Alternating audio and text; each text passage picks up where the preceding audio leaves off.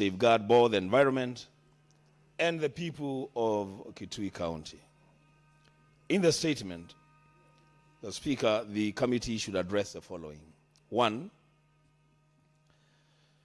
the measures taken by the National Environment Management Authority, NEMA, and other relevant agencies to hold accountable industries, municipalities, mining operations, or any other entities responsible for discharging pollutants into these rivers, detailing enforcement actions, compliance, and prosecutions, if any, undertaken. 2, the findings by NEMA, the Water Resources Authority, and other relevant government agencies regarding the sources, nature, and severity of contamination before the rivers flow into and through Kitui County, including the results of water quality monitoring conducted over the last 5 years. Number 3, safeguards for communities, outlining government interventions to protect farmers, livestock keepers, and households that depend on these rivers, including continuous water quality monitoring, public health advisories, environmental restoration programs, and support to affected farmers. And lastly, number 4, the long-term interventions, describing policy, regulatory, and inter-county measures to eliminate pollution, restore ecological integrity, and guarantee safe water access for irrigation, livestock production, and domestic use. So, Speaker, I thank you, and I beg your indulgence again today, as I did yesterday, that the committee, the Speaker, to which this statement shall be assigned, will move with speed to deal with this matter. That's a committee led by the Senator from Mombasa, Senator Faki. I thank you. Senator Joe Nyutu.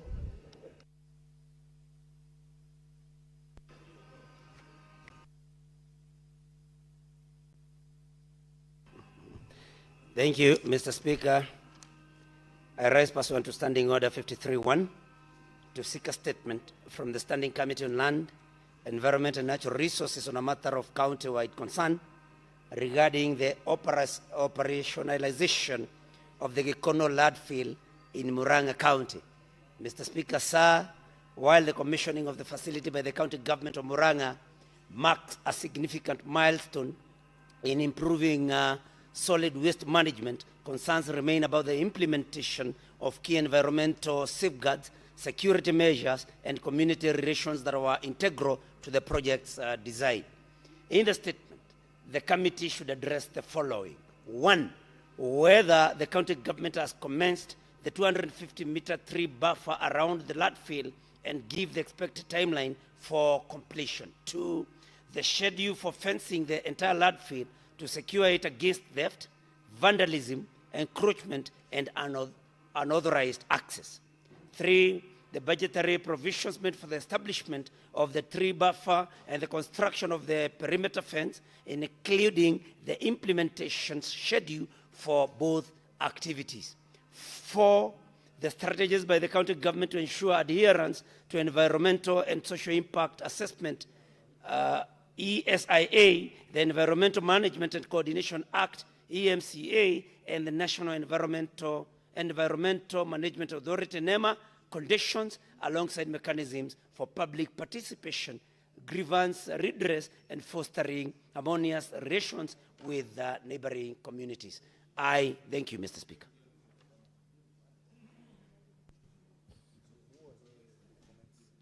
Yes, I want to allow comments for at least 20 minutes or so. I want to start with Senator Modama.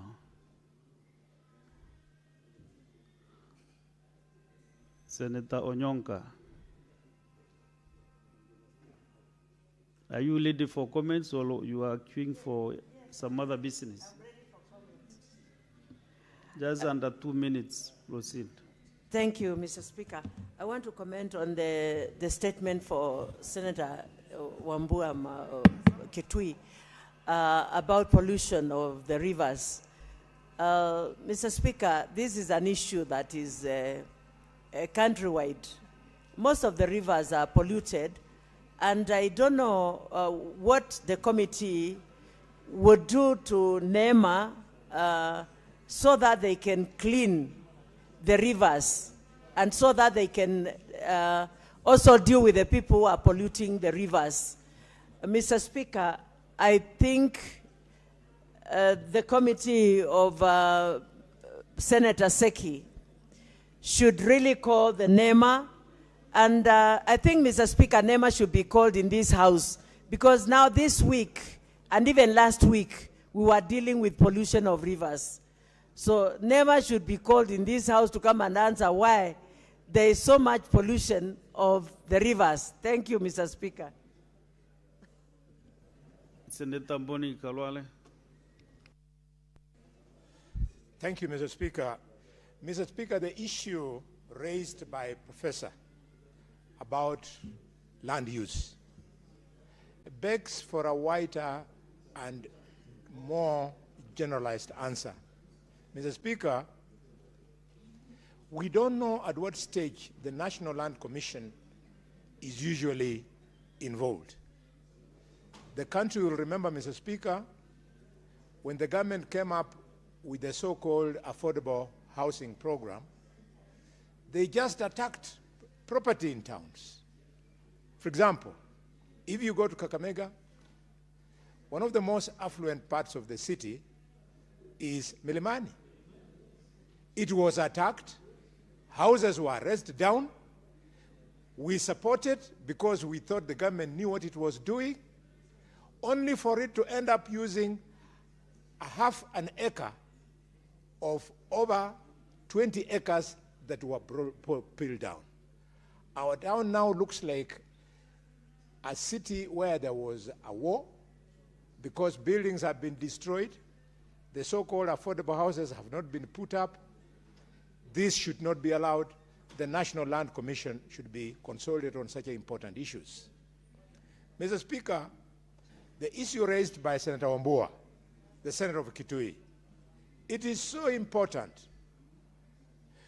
I don't know the role played by the Ministry on Environment. Mr. Speaker, you go to, I had an opportunity 3 weeks ago to visit Ahero town to specifically, Mr. Speaker, inspect a flogger program. And Mr. Speaker, I found that the county government of Kisumu, using flogger funds, is actually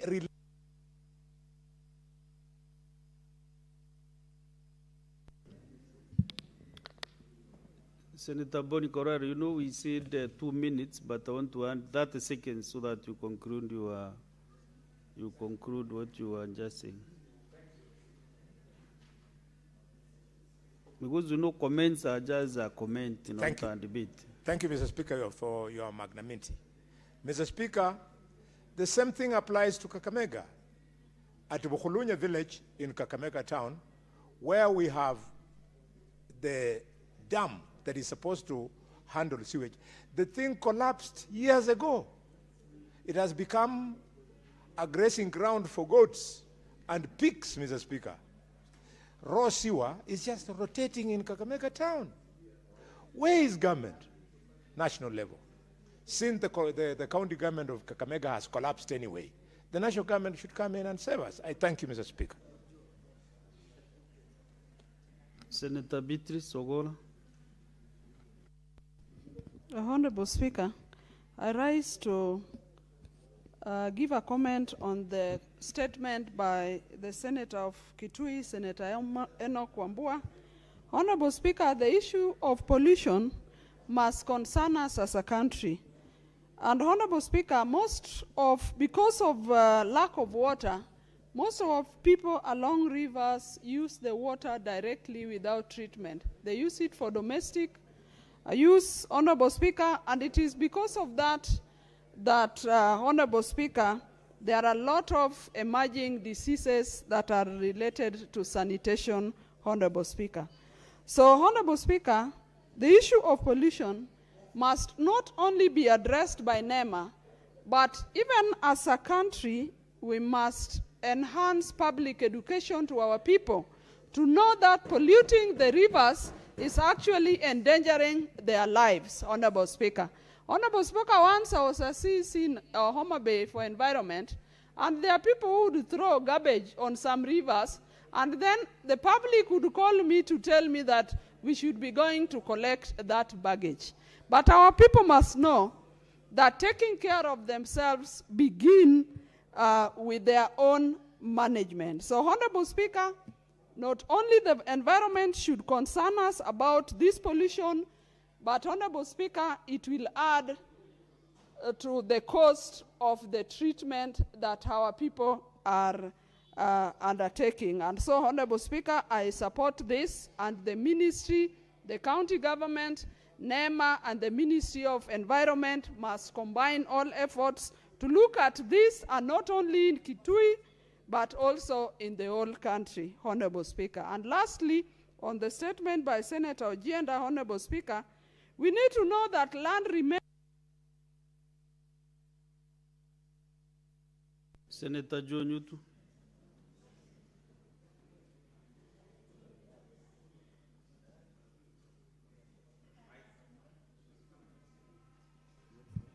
Thank you, Mr. Speaker. I rise to support the statement by the Senator for Kitui, Senator Wambua, on pollution and contamination of rivers, Mr. Speaker.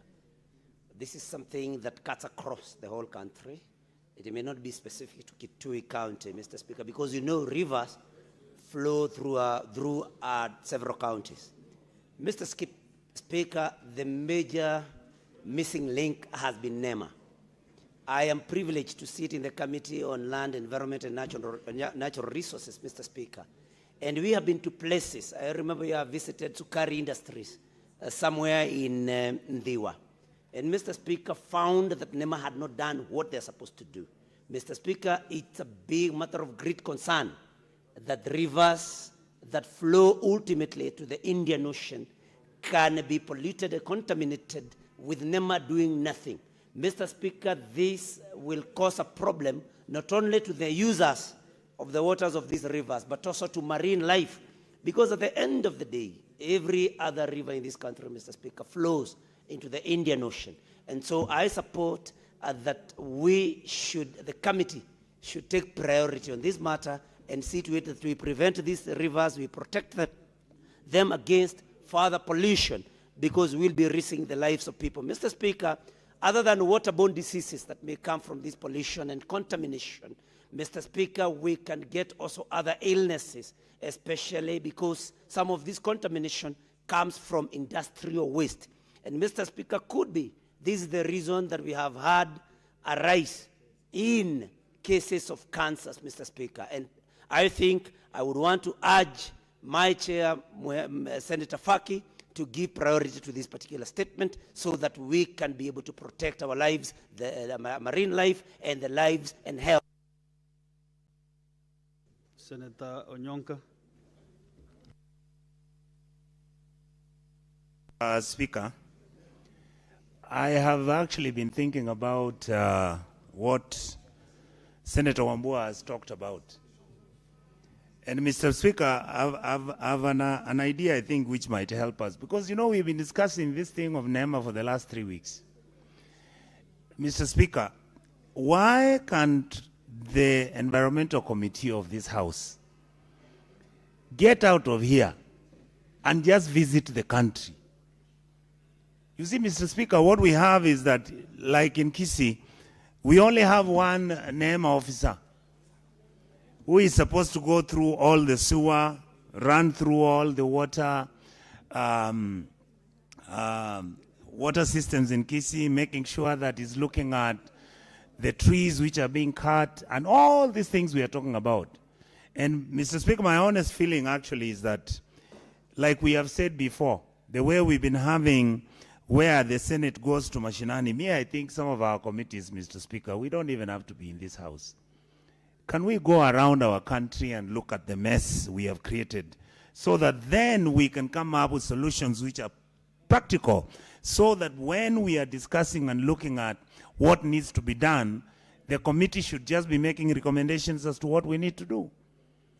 Because, Mr. Speaker, we have been coming to this house, and it's not just environmental matters.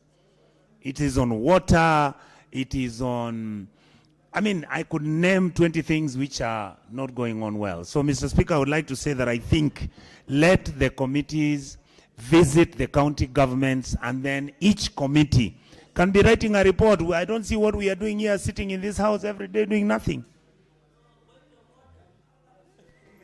We sit here doing nothing. Senator Chalgei. Thank you, Mr. Speaker, sir. No, he's making his comment. Use your Speaker, time sir. wisely. You have 2 minutes.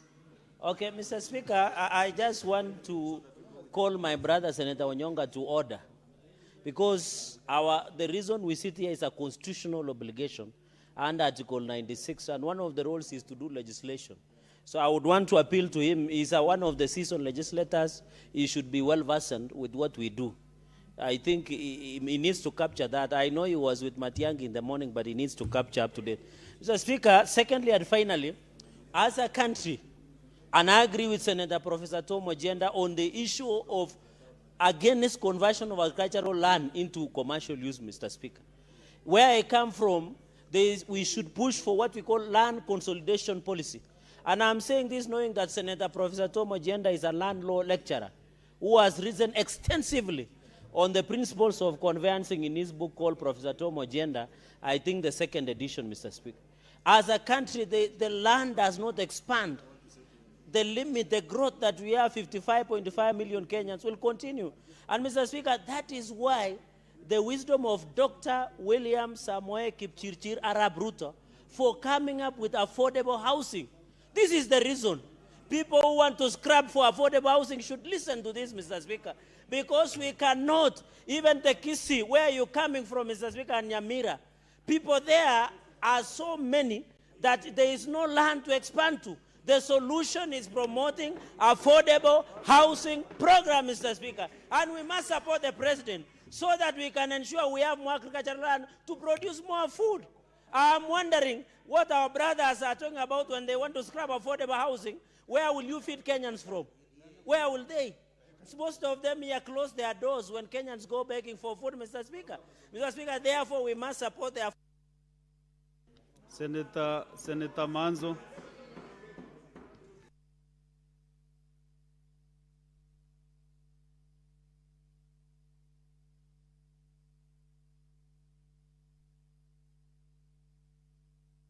Senator Manzo has the floor. Thank you, Mr. Speaker, for an opportunity to comment. I'd like to comment on the statement requested by Senator Wambua, the Senator for Kitui. Mr. Speaker, I want to say that the two main rivers is Athi and Tana, and particularly Athi River, where Thwake Dam is being prepared. And I hope it's going to be finished in the future. It's going to be completed. Mr. Speaker, the pollution from Nairobi is extremely amazing, is a lot. And I remember the president commissioned some team to begin cleaning the rivers in Nairobi. Mr. Speaker, as soon as the president left, that team left. And the water continues to be polluted. And because of the industries, I believe, it has carcinogens. And this does not only go through Makueni and Kitui, it goes all the way to Kilifi, Mr. Speaker. And therefore, currently there's even pollution by plastics, plastic papers, plastic bottles, and all these go up to the ocean. Mr. Speaker, something has to be done quickly by NEMA. And I want to say that the last time I got some explanation from NEMA, they were talking of planting bamboo trees along the river, which I don't think is sufficient, Mr. Speaker. We need to deal with the symptoms, and we need to cure, the water pollution, particularly from Nairobi rivers. I don't think NEMA is doing, a serious job on this. It's not doing at all. It has relaxed on its job. And I think this House has to take serious measures against NEMA. If NEMA is not going to perform its tasks, I think, Mr. Speaker, should be reconstituted, and we look for fresh team, fresh scientists to take matters seriously. I hope the problem is not funding. It should be funded well so that it can be able to clean out the rivers in Nairobi, clean out all the rivers, and apply the law, Mr. Speaker, so that the polluter pays. The polluter must pay. The companies which are polluting River Earth, Mr. Speaker, must pay. I thank you. I support. Senator Joyce Korir.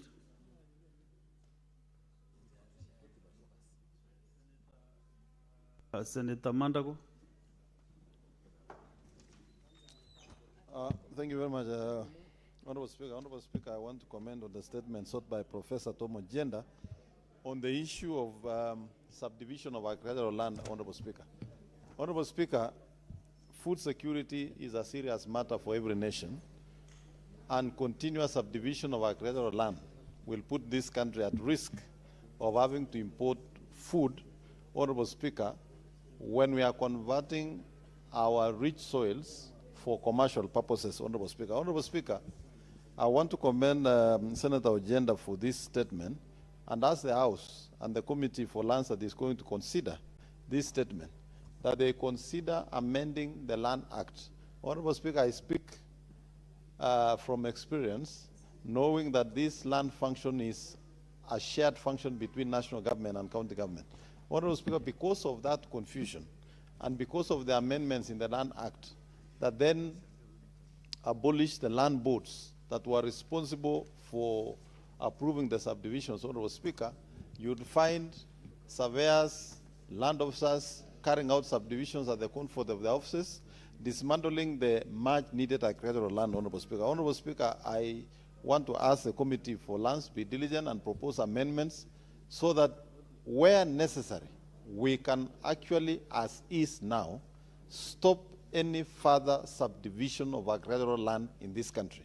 If you move around our towns and our cities, Honorable Speaker, you will find a lot of empty spaces that have not been developed. And yet, we are going further from the towns, from the cities, to subdivide agricultural land. There is need for controlled expansion of towns so that agricultural land can be preserved for food production. I therefore want to second and support this statement and ask the Committee for Lands to consider limiting the subdivision of agricultural land. Thank you. Senator Professor Tom Ojenda. Mr. Speaker,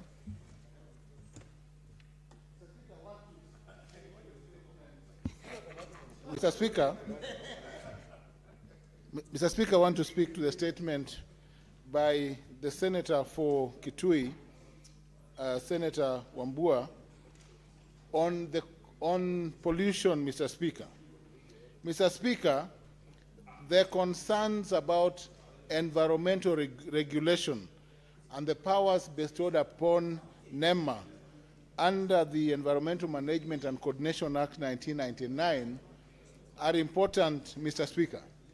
Mr. Speaker, it is also important to note that there are two other institutions that are created by MCA, the Public Complaints Committee and the National Environment Tribunal, where, Mr. Speaker, I served for 6 years. And therefore, Mr. Speaker, I understand the underpinnings around pollution. Mr. Speaker, the regulations that are set out that require the intervention of NEMA for various undertakings, Mr. Speaker, including compliance by factories, Mr. Speaker, and the problems of pollution, my Lord, Mr. Speaker, arise from the fact that, Mr. Speaker, there is no policing or supervision by NEMA to ensure that factories or industries do not discharge pollutants into rivers, Mr. Speaker. Mr. Speaker, this problem is not unique, Mr. Speaker, to the Tana River or the Athi River that flow into to the ocean, Mr. Speaker. But there has to be, Mr. Speaker, supervision by the arms of NEMA to ensure that what is finally discharged, Mr. Speaker, are not pollutants that endanger the lives of Kenyans, because our citizens, Mr. Speaker, drink directly from these rivers. Mr. Speaker, this problem is not unique to Kitui County, because, Mr. Speaker, in Kisumu County, we have factories that process sugarcane that also pollute rivers directly because there's no supervision by NEMA. NEMA, Mr. Speaker, needs a wing that will ensure that factories pollute only or discharge only water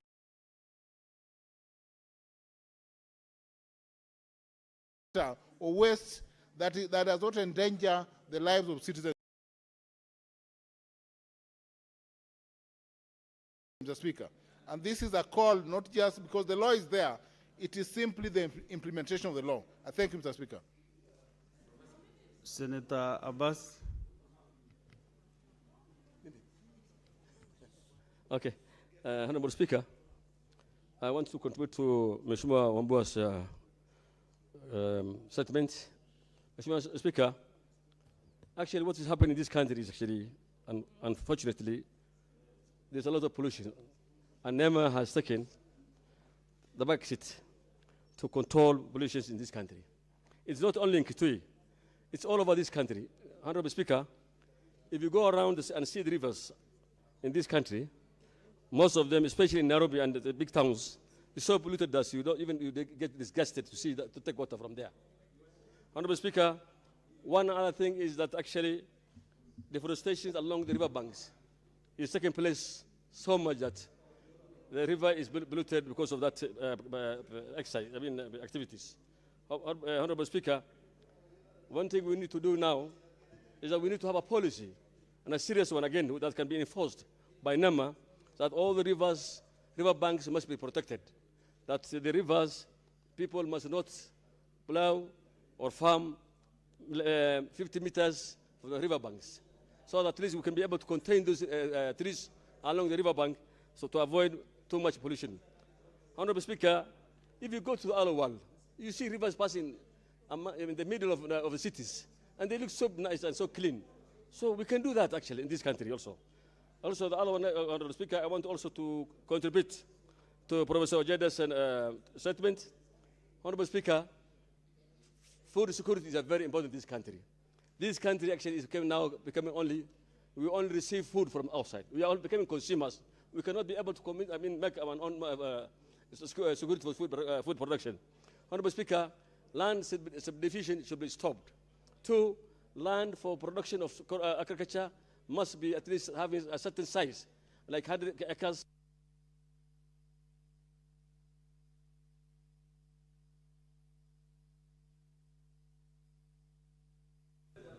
Senator Mohamed Faki. Chairman, we are coming to the close of the statements hour. Yes, Senator Medu.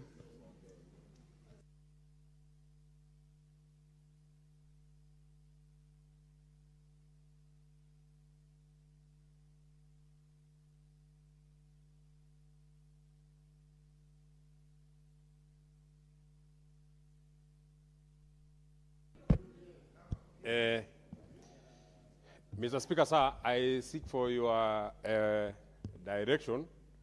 Yesterday, when we were supposed to make comments on the statements that were sought, only 2 senators commented, and we only had 6 minutes before we adjourned. So I'm asking whether we can still comment on the statement that was sought yesterday because we didn't comment.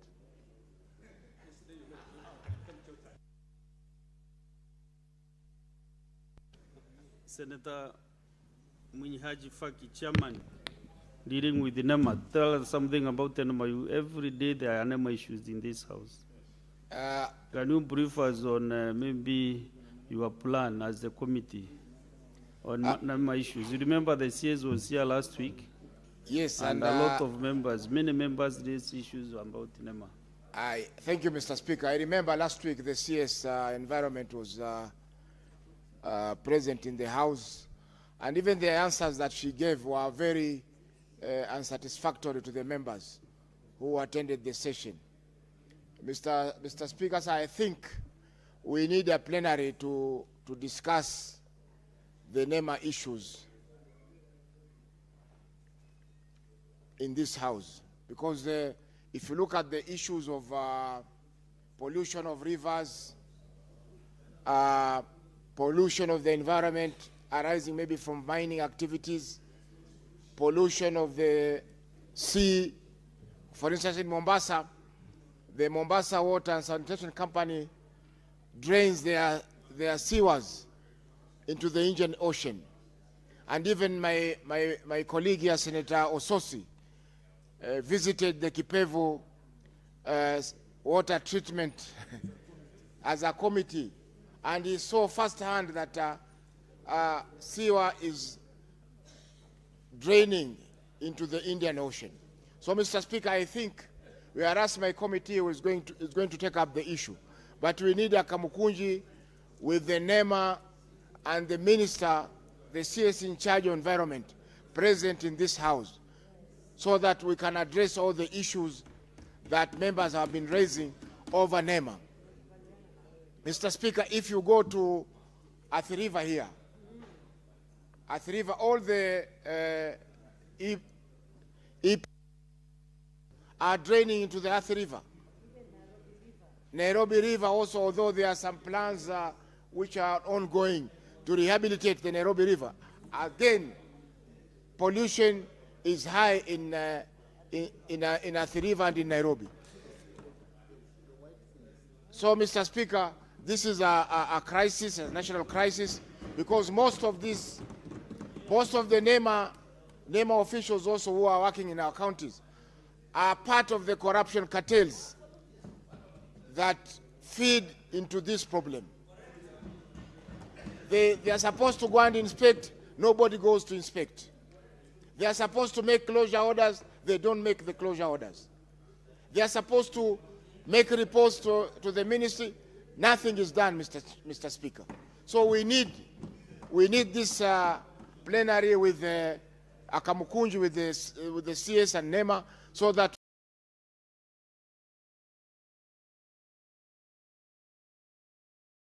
we can make resolutions that will be undertaken by the NEMA and the CS environment. I can see the majority leader is frowning about this. But if you go also to Kericho, the same pollution happens.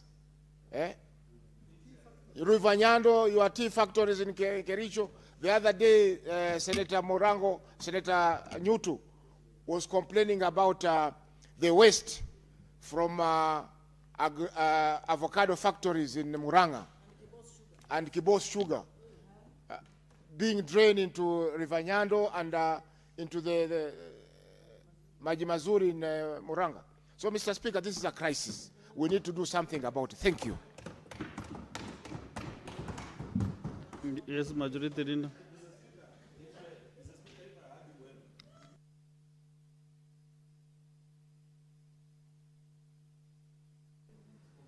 Mr. Speaker, if I had your instructions to the chairperson, it was to propose a way forward to the House.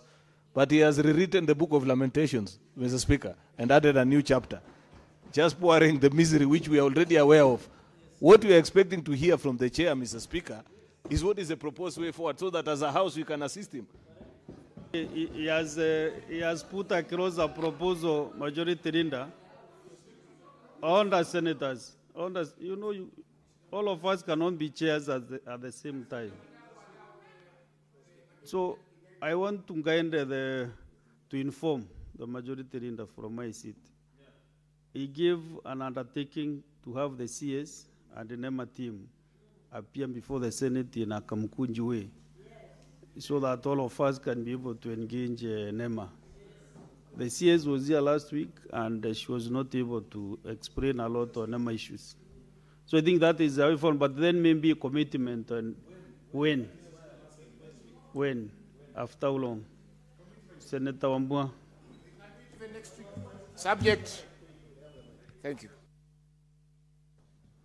Mr. Speaker, thanks for that direction on the need to have a session with NEMA and the ministry to discuss these issues. But, Mr. Speaker, can I request that, because when we call those people here, they will come here with data that they have generated from boardrooms or from wherever they have generated it from. The Speaker, can I suggest that because Tana River and Athi River and those other areas, Nairobi River. So this bill is actually trying to see how, Madam Speaker, can you kindly allow my thoughts to flow properly.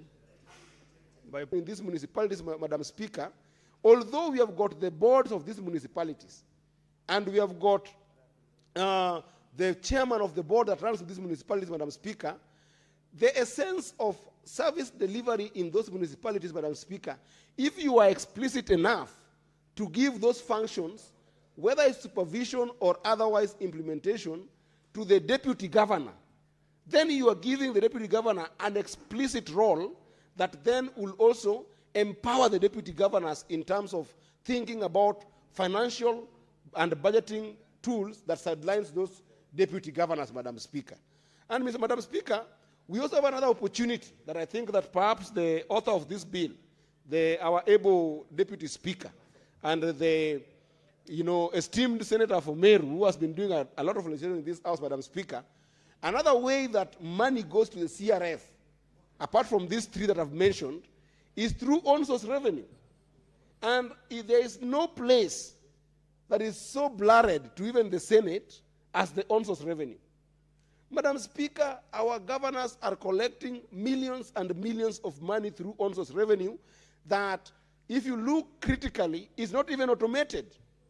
You will find, for instance, in my county, Madam Speaker, that my governor collects what is declared is about 686 million in terms of on-source revenue, that, Madam Speaker.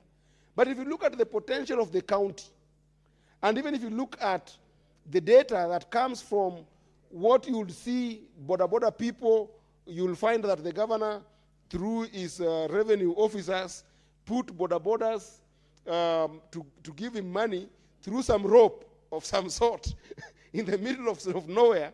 You know, some revenue officers will be somewhere with some rope. A border person passes, they take money from that border person. Another border passes, they take money from that border person, Madam Speaker. How do you become sure that those revenue officers are taking those entire monies to the CRF? How are you sure that what is declared, Madam Speaker, from a rope that has been put somewhere in the middle of nowhere, in the middle of some bushes somewhere, how would you be sure that that money, Madam Speaker, goes to CRF? These are some of the places that if you were to put an executive, as a serious executive, as a deputy CEO of the county, to be able to both check the implementation of the on-source revenue, as well as be able to monitor, evaluate, and even ensure that there's accountability framework put on the on-source revenue infrastructure, Madam Speaker, and you give it to the deputy governor, I think then the deputy governor would have a very explicit role in contributing to the well-being of the economy, Madam Speaker. Yesterday, Madam Speaker, Senator Wambua came with a statement here on the problem of degradation of the rivers by harvesting of sand in Kitui. In fact, I wish we got the chance of commenting to that statement yesterday, Madam Speaker. But even when you go to Kitui and you look at the way sand is harvested, the revenue that comes from the sand, Madam Speaker, goes through an on-source revenue infrastructure, which, if it is not well placed and well put, like, for instance, what Senator Governor Kangata has done in Muranga, where you find that he has tried as much as possible to automate a number of revenue infrastructure in that county, Madam Speaker.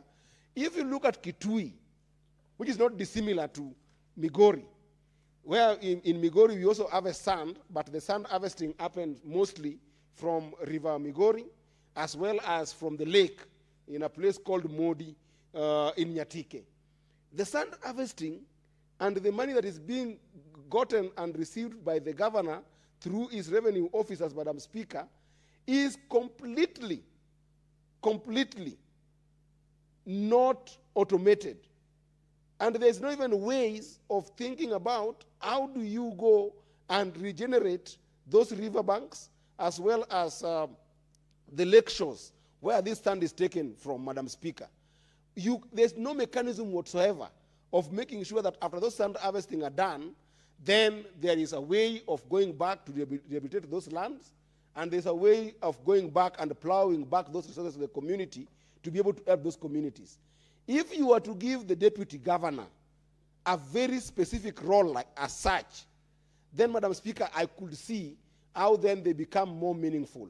But if we just go with these omnibus statements, Madam Speaker, for instance, if you look at section 32(1)(a), it says that one of the roles that this bill is giving them is to deputize the governor in the execution of governor's functions, including the general administration of the county government and overseeing the implementation of the county executive committee decisions.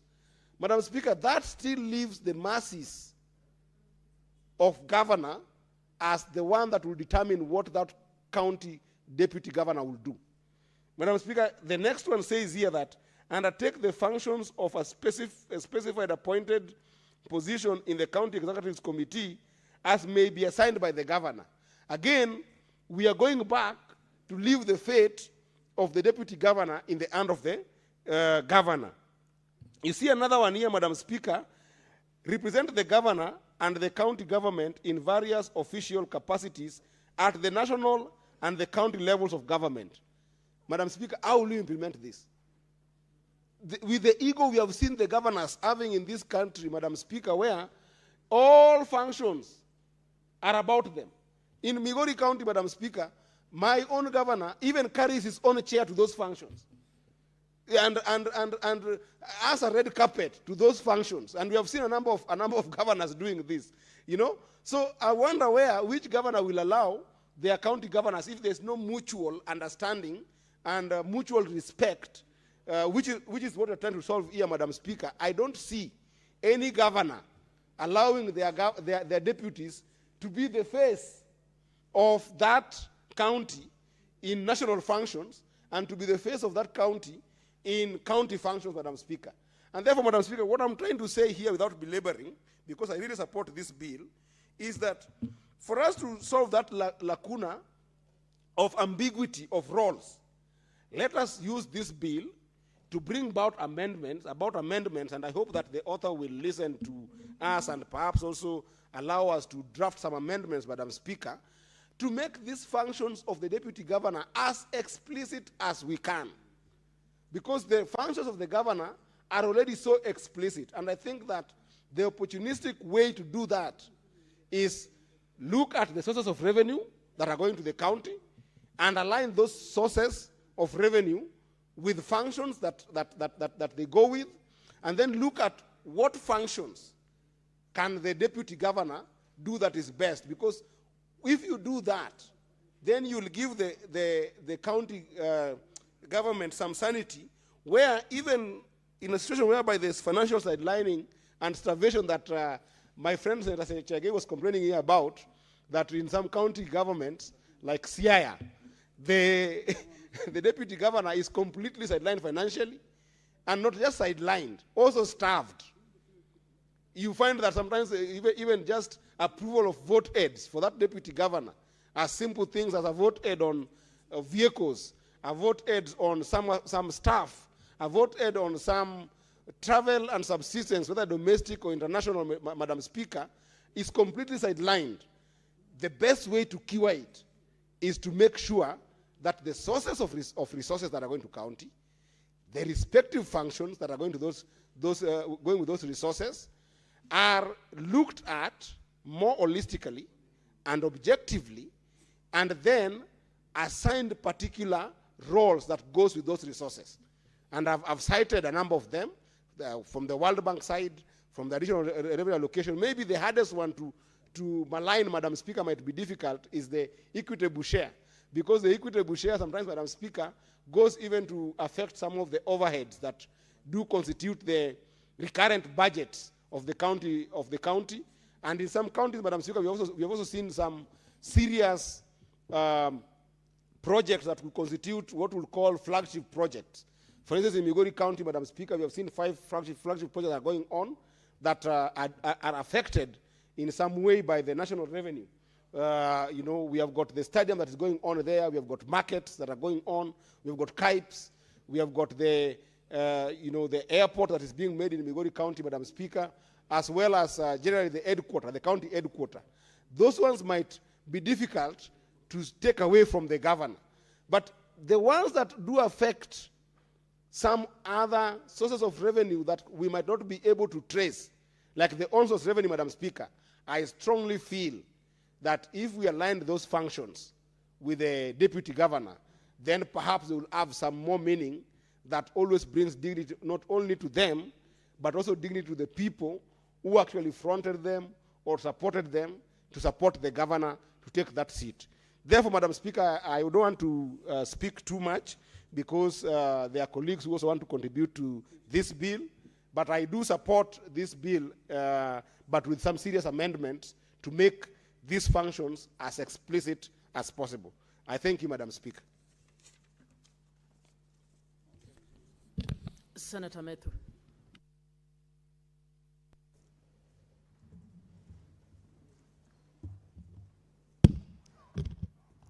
Thank you very much, Madam Speaker.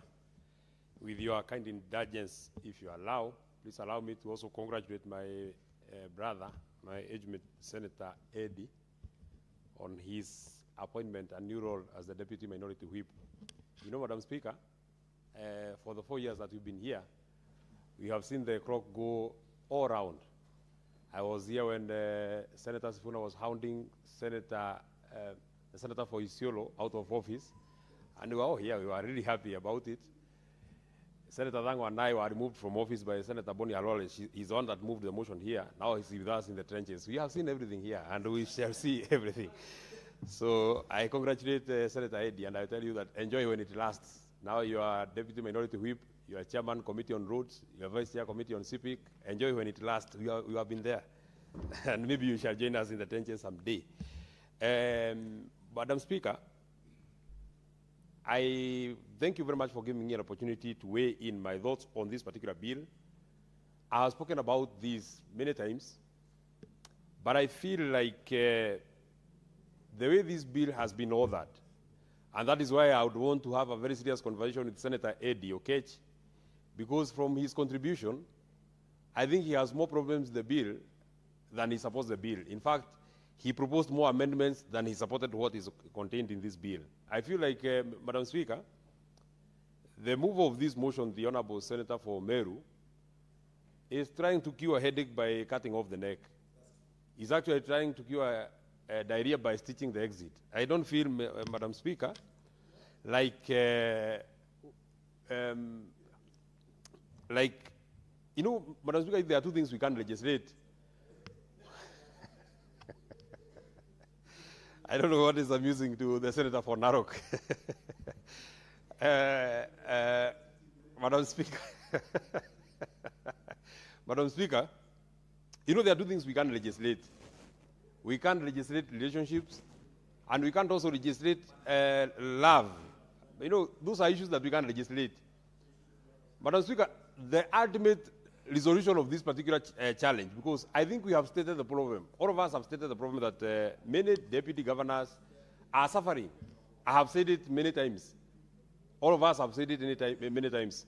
But I don't think this piece of legislation is meant to actually cure that particular problem. In fact, I think we are digging a deeper hole than we are intending to cure. I think we are making it even worse. And I'll give you the illustration why. Let me say this.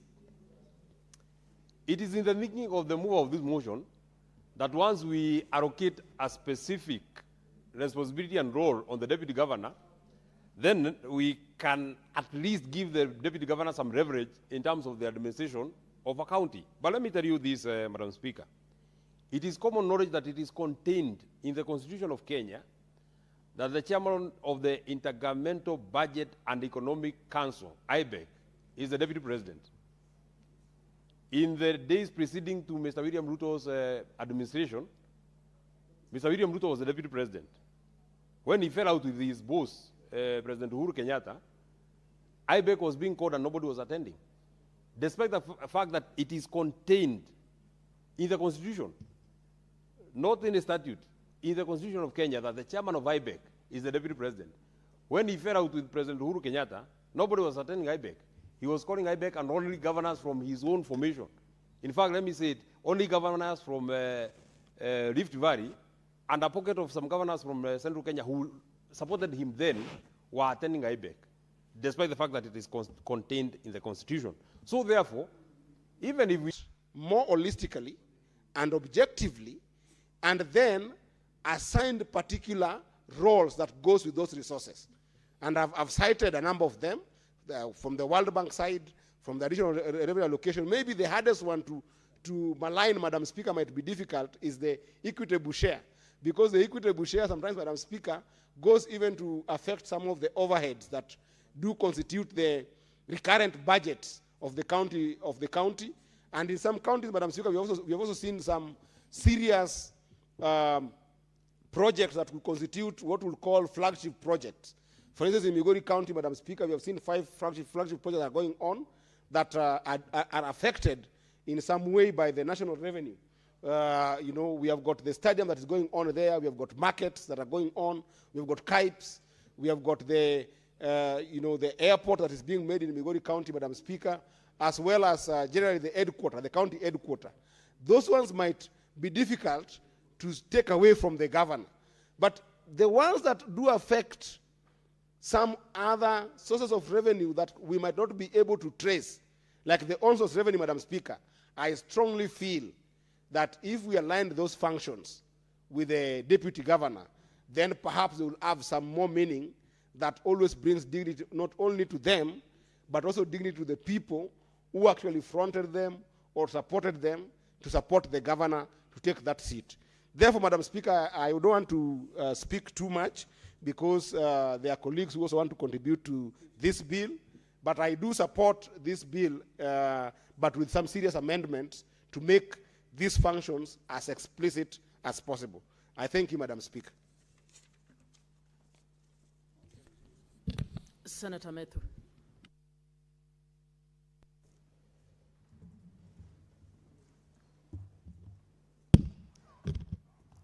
Thank you very much, Madam Speaker. With your kind indulgence, if you allow, please allow me to also congratulate my brother, my age mate, Senator Eddie, on his appointment and new role as the Deputy Minority Whip. You know, Madam Speaker, for the 4 years that we've been here, we have seen the clock go all around. I was here when Senator Sifuna was hounding the Senator for Isiolo out of office, and we were all here. We were really happy about it. Senator Dango and I were removed from office by Senator Boni Alole. He's the one that moved the motion here. Now he's with us in the trenches. We have seen everything here, and we shall see everything. So I congratulate Senator Eddie, and I tell you that enjoy when it lasts. Now you are Deputy Minority Whip, you are Chairman Committee on Roads, you are Vice Chair Committee on CPIC. Enjoy when it lasts. You have been there. And maybe you shall join us in the trenches someday. Madam Speaker, I thank you very much for giving me an opportunity to weigh in my thoughts on this particular bill. I have spoken about this many times, but I feel like the way this bill has been ordered, and that is why I would want to have a very serious conversation with Senator Eddie Okech, because from his contribution, I think he has more problems with the bill than he supports the bill. In fact, he proposed more amendments than he supported what is contained in this bill. I feel like, Madam Speaker, the move of this motion, the Honorable Senator for Meru, is trying to cure a headache by cutting off the neck. He's actually trying to cure diarrhea by stitching the exit. I don't feel, Madam Speaker, like, you know, Madam Speaker, there are two things we can't legislate. I don't know what is amusing to the Senator for Narok. Madam Speaker, Madam Speaker, you know there are two things we can't legislate. We can't legislate relationships, and we can't also legislate love. You know, those are issues that we can't legislate. Madam Speaker, the ultimate resolution of this particular challenge, because I think we have stated the problem. All of us have stated the problem that many deputy governors are suffering. I have said it many times. All of us have said it many times. But I don't think this piece of legislation is meant to actually cure that particular problem. In fact, I think we are digging a deeper hole than we are intending to cure. I think we are making it even worse. And I'll give you the illustration why. Let me say this. It is in the thinking of the mover of this motion that once we allocate a specific responsibility and role on the deputy governor, then we can at least give the deputy governor some leverage in terms of the administration of a county. But let me tell you this, Madam Speaker. It is common knowledge that it is contained in the Constitution of Kenya that the chairman of the Intergovernmental Budget and Economic Council, IBEC, is the deputy president. In the days preceding to Mr. William Ruto's administration, Mr. William Ruto was the deputy president. When he fell out with his boss, President Uhuru Kenyatta, IBEC was being called and nobody was attending, despite the fact that it is contained in the Constitution, not in a statute, in the Constitution of Kenya, that the chairman of IBEC is the deputy president. When he fell out with President Uhuru Kenyatta, nobody was attending IBEC. He was calling IBEC and only governors from his own formation. In fact, let me say it, only governors from Rift Valley and a pocket of some governors from Central Kenya who supported him then were attending IBEC, despite the fact that it is contained in the Constitution. So therefore, even if we give the deputy governor a specific role to play in terms of the administration of the county government, I don't think we have cured the problem. Madam Speaker, I've seen that one of the proposals is that the deputy governor will be a member of the county executive committee, and in fact, ridiculously, there is something that has been contained here, that the deputy governor will be given notice of when the county executive committee is sitting. Do you actually know that in the Constitution of Kenya, Article 179(2), the deputy governor is an automatic member of the county executive committee. The county executive committee has county executive committee members appointed by the governor, and number two, the deputy governor and the governor himself. So there is nothing as it is now, even without this piece of legislation, there's nothing that stops the governor from inviting the deputy governor in county executive committee meetings. But they are complaining that they have never been invited. So therefore, when you say that you are compelling, you are saying that they should be invited, what stops them from being invited now? That is question number one. Question number two.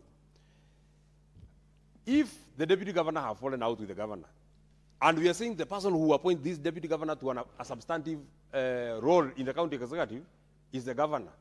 So once they fall out, let me ask you, Madam Speaker, who is the accounting officer in the departments of county governments? They are the chief officers. Who appoints chief officers? The governor. So what are we saying when we say that the deputy governor will be appointed into a substantive office, and the accounting officer of that particular substantive office is a chief officer who has been appointed by the governor? Madam Speaker, do you actually know that in the years preceding 2022, it was actually an abomination for a permanent secretary, they are called principal secretary, for a principal secretary to even go and see the deputy president then, Mr. William Ruto, despite the fact that he was the second in command in the republic. I have told you, Madam Speaker, there is no way of legislating relationships. There is no way of legislating love. In fact, I think the most drastic way of sorting out this problem, it is my very, very considered opinion that for us to cure this problem, let us abolish and scrap the position of the deputy governor. That is the only way, in my opinion, we can cure this problem. In fact, why do we force people to have governors that they have not voted for? Because you see, we always say that if a governor dies, or if there is a vacancy in the office of a governor, if a governor dies, if he is jailed for more than 6 months, if they become bankrupt, if they become insane, then automatically the deputy governor takes over. What makes people believe that this deputy governor was being viewed by the voters in the same view as a governor of a county? In fact, the way Senator Eddy has said, and you know, Madam Speaker, I'm a Secretary General of a party. And you know how many egos are taken care of when we are trying to put people together. So I run against somebody, I defeat that person, and I take that person to be my running mate. That person has already been rejected by the voters, but because we need some convenience in terms of the clan, in terms of the region, then I'll pick this person to be my deputy. Even though he has been rejected by the voters, I've taken him as my deputy. Once I die, the person who was rejected comes up to become the governor through the back door, Madam Speaker. So I feel, and I strongly believe, and that is why I oppose this particular piece of legislation, that the only way to cure this particular problem is to abolish this position. Because once people fall out, it does not matter whether you have given them any role in the Constitution or not. Once they fall out, I have given you examples, even at the highest offices in the land. I'm happy that Senator Eddy has actually said that when a deputy governor is mistreating a governor, they are actually mistreating the people of the region where that person came from. I wonder where that wisdom was when they were impeaching Deputy President Rigathi Gachagua, and William Ruto wants to say that it is not the people of that region that he impeached. You know, it is the same thinking for the deputy governor and for the deputy president. Madam Speaker, I have seen that the deputy governor wants to be given a role. I think it is 32.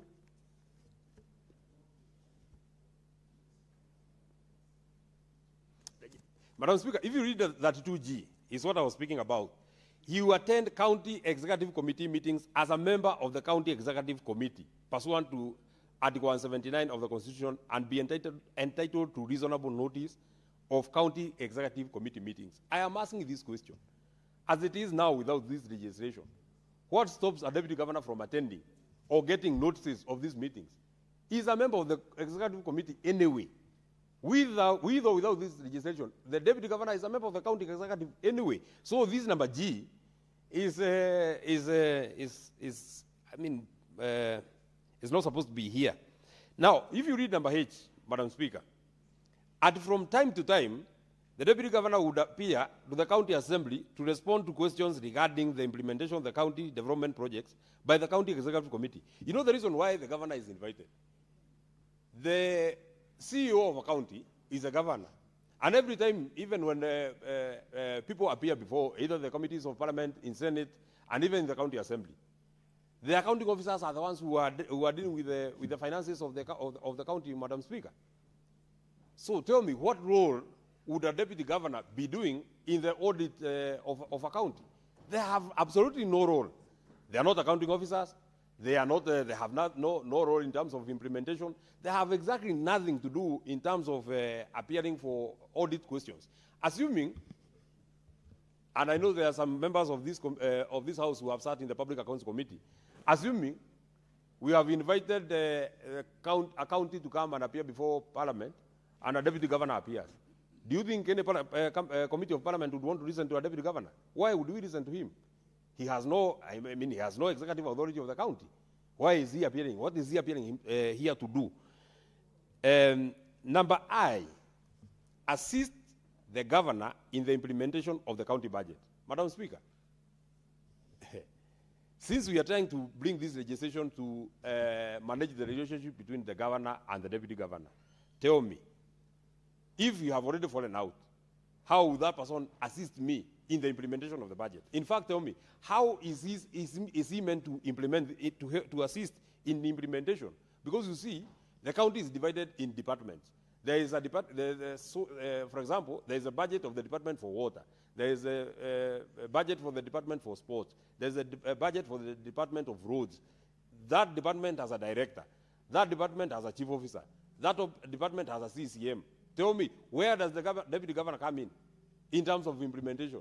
Whether you like him or you don't like him, whether you hate him or you don't hate him, whether you are together or you have fallen out, how does the deputy governor come in? In fact, Madam Speaker, this bill, in my opinion, is very shallow. I do not see, well, let me not say that. If you read number I, it says, including monitoring expenditure, ensuring fiscal responsibility, and promoting financial accountability as directed by the governor. So, if you are fallen out with our governor, at what point will you be directed by the governor? How would a deputy governor, Madam Speaker, promote financial accountability? When I say this bill is shallow, this is what I am speaking about. How does a deputy governor monitor expenditure? He's not an accounting officer, has no executive authority. How would that person monitor expenditure? How would a deputy governor monitor expenditure, Madam Speaker? Surely, even if, because we have been lobbied here by Senator Kaduri to come and support this bill, we can't just support aimlessly and just support because, he has told us to support, and there is nothing to it. He just wants to make deputy governors feel like there's something that we have done as a house, and we are creating more problems than we are trying to cure. Madam Speaker, serve as an executive liaison office within the county assembly for the purposes, with the county assembly for the purposes of facilitating and fostering positive relations between the county assembly and the county executive committee, and enhancing smooth implementation of the county government's project and agenda and policies. Madam Speaker, as it is today, this role, I think, is the role of the county secretary. This role that has been given as role number J. So, will the deputy governor now double up as the county secretary? Will the deputy governor now be appointed as the county secretary? Or will the county secretary undertake the same responsibility as the deputy governor? Madam Speaker, there's one thing that we can't do. We can't come here in this house just for the purposes of making deputy governors feel happy and come and support a bill that is not supposed and is not meant to cure anything. There is no way you can give a responsibility that is already being held by somebody, and you are not saying what will happen to this other person. You are actually now creating two centers of power. When you make him the liaison between the county assembly and the county executive, and you have the county secretary, so what becomes of the county secretary? This, Madam Speaker, is creating a crisis on top of a crisis, and is making, I do not even know, Madam Speaker. Number E is to engage with the public and various stakeholders on issues affecting respective county, and put in place measures to address concerns, promote transparency, accountability, and in the governance process. Madam Speaker, if I was to read word by word, slowly, engage with the public, today, without this legislation, what stops the deputy governors from engaging the public? Why do we need this legislation for the deputy governor to engage with the public? I mean, I think that is exactly what they do every day. Even when they are fallen out, they still engage with the public, whether they are together or they are not together. You know, let me tell you, Madam Speaker, the ultimate cure, and I'll say it for the upteenth time, the ultimate cure, if you want to get any executive authority in terms of appointment, in terms of implementation, in terms of accountability, monitoring of expenditure, if that is what exactly you are looking for, run for the position of governor. A deputy governor, in my opinion, today as it is in the Constitution, is a spare wheel. A spare wheel is never useful so long as the four wheels of the car are intact. As it is today, Madam Speaker, up to until there's a vacancy in the office of the governor, you serve at the pleasure of the governor. That is what it is. And this bill is not making it any better, in my opinion, Madam Speaker. In fact, if you read from A all the way to J, you will not see anything new here. The only new thing in this bill is to say that a deputy governor will be appointed to a substantive position. First, you have not even been told what is this substantive role that you are being given. You know, somebody can say you'll be in charge of disaster management or whatever it is. You know, it's not specified. You're not being told. It is even better in the national government because the deputy governor is in charge, the deputy president, is in charge of IBEC. Now, in this case of the deputy governor, this role that you are saying that they should be appointed into a substantive role, we are not even saying what kind of a role is it. You can even be told that you'll be in charge of carrying the seat of the governor around. That is a substantive role. You can be told that you'll be in charge of county askaris or I don't know what. You know, this is a very ambiguous bill, Madam Speaker. And it's not a well-thought-of bill. This is not a bill that you can say somebody put a lot of effort in preparing this bill. It's just something that was crafted to just make governors feel happy. We are just massaging egos of the governors, deputy governors, for nothing, and making them feel like we are doing anything. We are passing a legislation to make them feel better. We are passing a legislation to make them feel like the Senate has actually addressed their issues. In this bill, nothing has been addressed. Nothing. Because even in terms of implementation of this particular bill, how do you implement this bill, Madam Speaker? Tell me, how do you tell deputy governors that they will be in charge of expenditure in their county, yet they are not accounting officers? How? I wish you even said they will not even be appointed as CCM, they will be appointed as chief officer.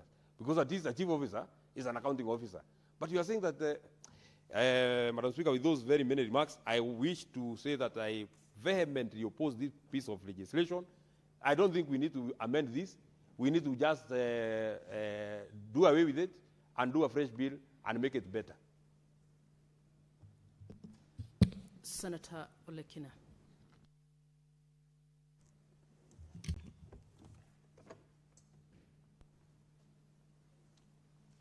Thank you, Madam Speaker. Madam Speaker, let me begin by appreciating the good senator from Meru for taking some time to try and resolve a dispute.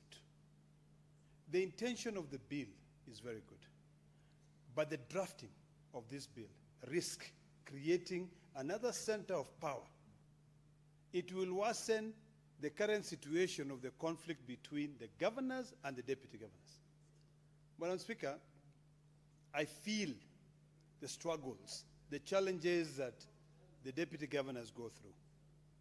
But honestly, we have to be very careful not to create a huge problem in the county in devolution that we may no longer be able to resolve. In this House, Madam Speaker, your chair ruled that only cabinet secretaries appear before committees of this House to be able to respond to matters that affect their respective departments, not a principal secretary. When we now come up with a legislation, and we are not specific in terms of the roles of that deputy governor by saying that when the governor is not able to appear in the summit, then you send the deputy governor. Without being specific, it will create serious problems, Madam Speaker. Madam Speaker, the way this bill can make sense is if it is very clear, and I thought that the framers of the Constitution were very clear when they are creating the position of the deputy governor, which was clearly to deputize the governor, to carry out the functions that the governor assigns the deputy governor to carry out those functions. Madam Speaker, the problem is money. Our governors are living a lavish life. And of course, the deputy governors envy because they have both traversed their counties seeking for votes. They have gone as a team. And in most cases, Madam Speaker, and I'll try to demystify this further down, in our cultures, particularly the pastoralist, a governor is given more support if he selects a deputy from a very strong clan. So especially like in the Maasai community, we have two parallel clans. We have one called Odomongi, which is the red cow, and the other one is Orokiteng, which is the black cow. So when you look at the politics of Kajiado and Narok, in most cases, if a governor or a candidate is seeking to appoint a deputy governor, if he's coming from Orokiteng, he will actually appoint one from Odomongi, because then he will get the support of the rest. But where problems arise is when the two of you were living in an apartment in Kilimani. Senators, please. Then all of a sudden, you as the deputy governor continues to live in that apartment in Kilimani, but the governor who has come in now has a manicured mansion in Karen. That is where the problem is. The problem is not that the framers of the Constitution, particularly Article 179, which seems to be misunderstood here. And this is why sometimes I wonder whether we politicians become very adamant and we refuse to take advice from the Secretariat.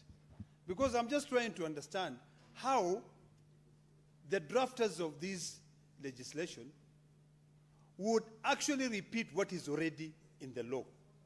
Article 179(2), whereby the county governor and the deputy governor are members of the executive committee. So why would you then again come up with that provision in this law? So I don't know whether we put a lot of pressure with the drafters and we say, you must add this, or whether we are just trying to seek some relevance, or maybe it's an issue where it was an oversight. So, Madam Speaker, I want to reiterate by saying that the intention that the Deputy Speaker, the sponsor of the bill, had is noble, is very good. I feel the pressure that deputy governors have, which is mostly monetary. Some of them, Madam Speaker, we are told they are not even given fuel by their governors. If it is an issue of being very clear that because the deputy governor deputizes the governor, let us be very clear in terms of their budget so that they do not have to depend on the governor to be given money to fuel their vehicles. Madam Speaker, we've had problems with the Assembly where we are talking about amending the PFM Act so that we can give the assemblies financial autonomy. Should we then be looking at the PFM Act and saying that, or this County Governments Act, and maybe clarifying and saying the county deputy governor, since he's a deputy of the governor, should have a clear budget, a percentage, to be able to carry out functions? That is where this problem is coming. Number two, Madam Speaker, I would also feel discouraged. If I've traversed the county, I've come in as your deputy, and you barely even consider me. You don't give me tasks to do. So I'm just sitting in my office. I'm driving a fancy car. Sometimes it runs out of fuel. If we fight, I must stoop too low so that you can be able to send some money for me for fuel. So I would cry and I would say I need to be, I need my role to be clearly defined. So, Madam Speaker, I don't subscribe to the school of thought that feels that we should kill the bill. I think we should work with the draft of the bill to be able to make it much more constitutional, because at the current drafting of this bill, it will create two centers of powers. The county governor and the deputy governor will both have their own fights. In fact, those fights will never stop. Those fights will continue. So if we want to be able to make devolution work, the first thing that we should incorporate in this bill, which I hope that the Deputy Speaker will be able to think about it, is a dispute resolution mechanism. When they fight between the governor and the deputy governor, there is a clause that should be added on how their dispute should be resolved. We should also be able to clarify and say, because of the constitutional duty of the deputy governor, that the assembly should define the deputy governor's budget. I support the role that every deputy governor may be assigned a docket in the county assembly to be a CC of a particular docket. That will keep them busy. And that will also help them be able to contribute. And when they come together in the executive committee, they too can be able to contribute. The biggest challenge that I see, Madam Speaker, is that when it comes to even the executive committee, when they have those meetings, deputy governors never say anything. I want to remind those deputy governors who are out there to just take Article 179 of the Constitution and see that they are part and parcel of that executive committee.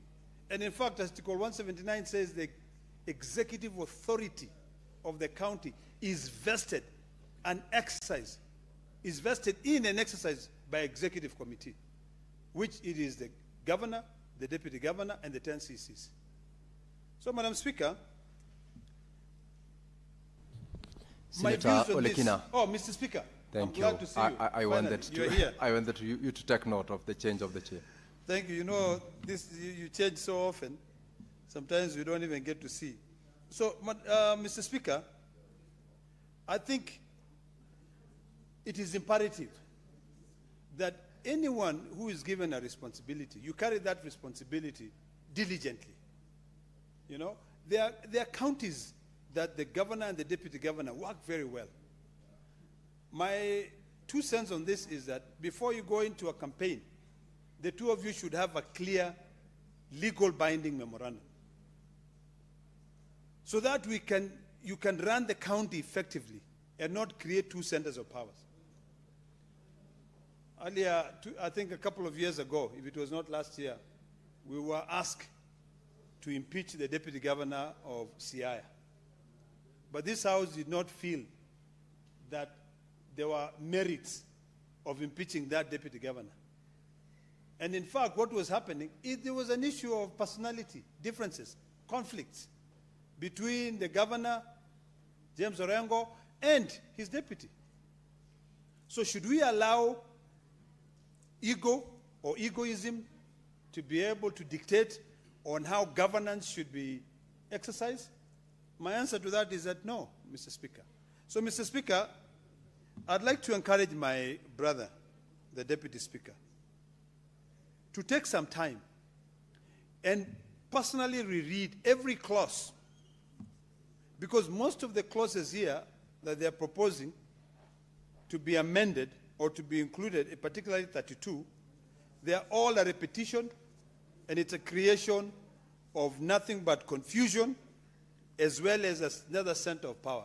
Devolution should not be about power struggle. It should be about getting services to the people. Finally, Mr. Speaker, let me repeat what I just said, because it is very, very important. The intention of this bill is noble, but the drafting is where the problem arises. Let us define clearly the role of the deputy governor, and if we are not able to define it, we just do away with it. We scrap it. Once you scrap it, then we will not have these problems. If there is a change of governance, particularly if, let's say, for instance, a governor dies, then an election is held and a new governor is elected. Because in most cases, in all the 47 counties, there is no very good relationship between the governor and the deputy governor. And in fact, the running of the county is not determined by the two. It is determined by one person. So why are we wasting time and wasting public resources? Do away with the deputy governor position, leave the governor on its own, or define the budget and clearly say you will deputize the governor on A, B, C, but not try to say you are now giving him more powers, that he can appear before the summit, represent the governor, and you are not specific. Madam Speaker, if you read the Attorney General's Act, and Mr. Speaker, I'll tell you this. In the last administration, there was a huge conflict because there's a clause in the Attorney General's Act that says the Attorney General may designate certain powers to the Solicitor General. And when the Attorney General designated those powers to the Solicitor General, trust me, the person who was now in charge of government business was no longer the Attorney General, but the Solicitor General. That was a fact. So you want to create another problem here? Thank you, Mr. Speaker. Thank you, Senator Olekina. Senator Mariam. Senator Thangwa, the chair who preceded myself had indicated the justifications why Senator Mariam would be given the opportunity ahead of you. I take note of the fact that from the system, it's Senator Manzo who ought to have been given the opportunity to speak, but allow the chair to interchange and permit members to contribute. Senator Mariam, the floor is yours. Thank you, Mr. Speaker, for giving me this opportunity. Mr. Speaker, first of all, I have to congratulate the Deputy Speaker for coming up with this bill to solve some issues. Mr. Speaker, everything has been highlighted, but I wanted to highlight one thing instead of repeating myself. Mr. Speaker, in a primary act, the role of the deputy governor, they were given only 5 roles. In this one, I can see almost 10 roles which has been given. Mr. Speaker, one of them, of which I have some issues about it, is on G, which is attending the county executive meeting as a member of the county executive committees. Yes, it has been highlighted in Article 179 too, as the members of the CCM.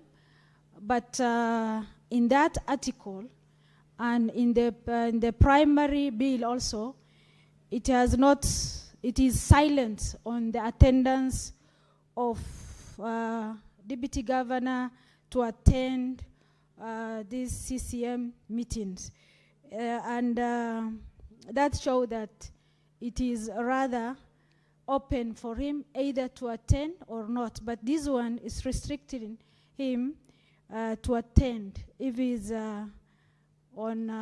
absent, there must be a notice. There must be also a notice to be given to the deputy governor. Because currently, the CCM, when they are making a meetings, the current governors, deputy governors, they are not aware. So there must be also a notice to be given. The county assembly, the implementation of the government, the county, when I take, let me tell you, of the CCM, is governor, how you give priority to the assembly. He appear to the county assembly anytime, from time to time.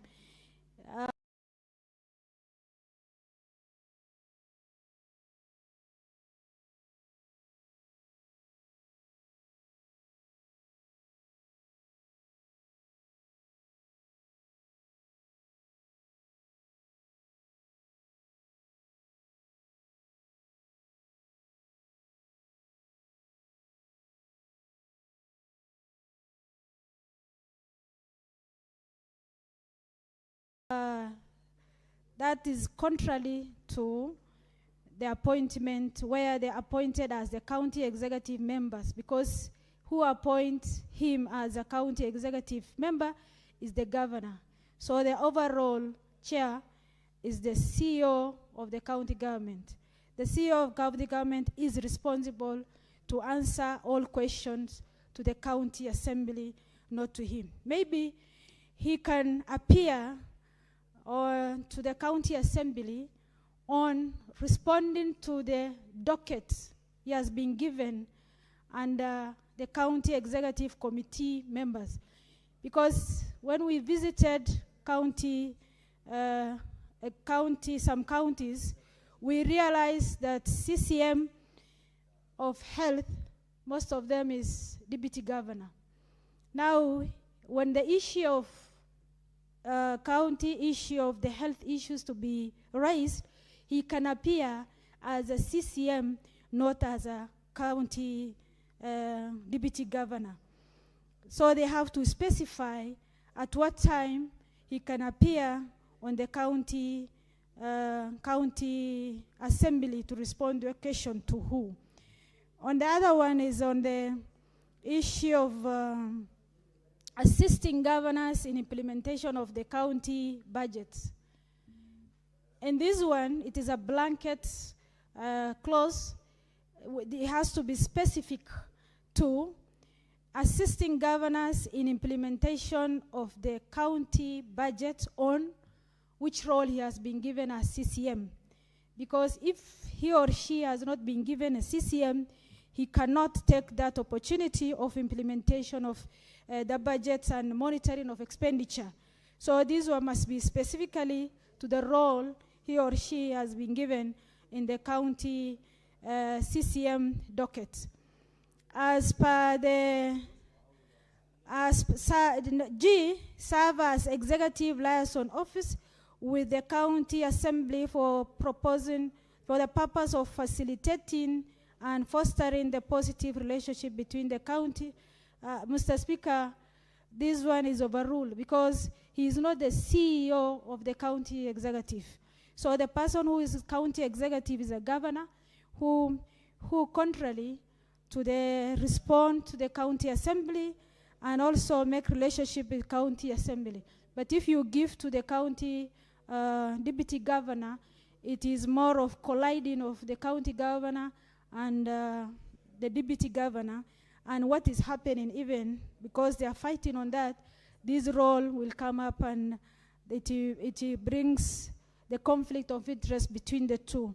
Mr. Speaker, with those, because others has been highlighted, I don't want to repeat myself, but it needs amendment on these issues I have highlighted. Mr. Speaker, I support the bill with the amendment. Thank you.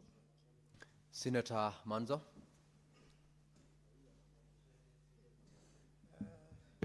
Thank you, Mr. Speaker. Mr. Speaker, you know, I want to go back to the Constitution and, you know, the county executive, how the county executive is formed.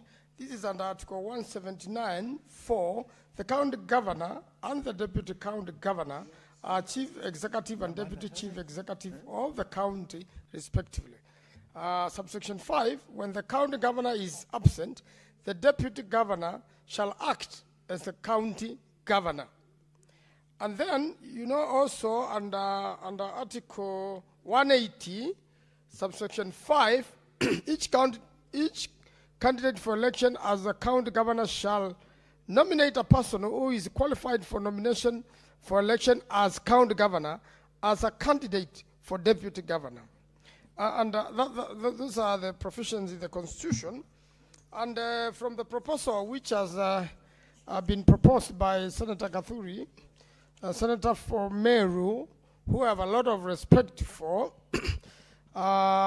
is seeking to delete the order section 32, which has 5 subsections, and bring in a new section 32, which has got, you know, quite a number of, up to J, 1, 2, 3, 4, 5, 6, 7, 8, 9, 10, 11, 12, which has added 7 more functions. Mr. Speaker, if this bill had come to the Committee of Justice, I believe it would be looking different. Unfortunately, it went to devolution. Ordinarily, I think this sort of law should have come to the Committee of JLAC. Mr. Speaker, you will be aware that the idea is very good and very noble, and I think it should not be lost. We are aware as the Senate that quite a number of governors and deputy governors have had issues. But how to regulate those issues and how to deal with them, first of all, you need to look at the relationship. In the event the governor is no longer governor, the deputy governor is automatically sworn to office. Both of them have same qualifications in terms of qualification to be elected as governor. And therefore, I am looking at a situation whereby what is the idea? What was in the original idea of the original section 32? We have seen, like in the case of Machakos, when Mutua was governor, he immediately fought with his deputy and even brought him here for impeachment. The Senate refused to impeach, kept him without an office, without a vehicle, without employees, for as long as they were serving together, and finally exited. His next deputy governor was appointed the CEC in charge of finance. And then, you know, there are many other examples in the country where we have seen deputy governors be brought here for impeachment, then it works or it doesn't work, and the two have to go and coexist. And what tends to happen when the governor differs with the deputy, then it seems to be a problem.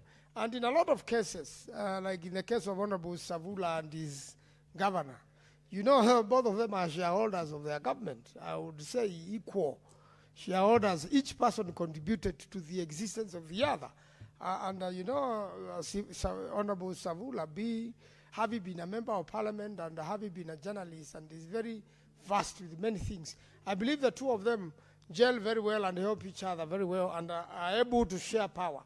But it was an idea for governor and deputy to share power equally.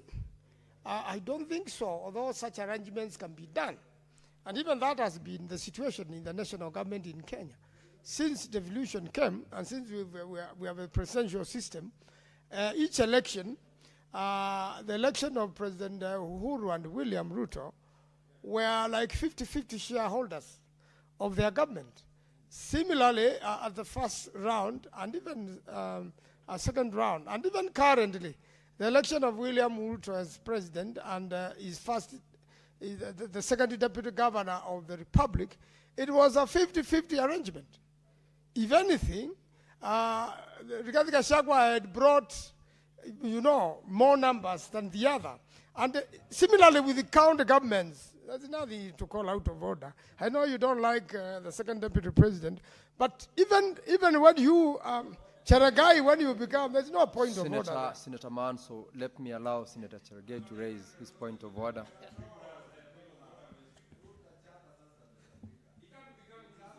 Senator Medu and Senator Tangwa, the chair is one. And I have allowed Senator Cheragai to raise his point of order. Senator Cheragai, proceed. It is the chair to determine whether it is a point of order or otherwise not.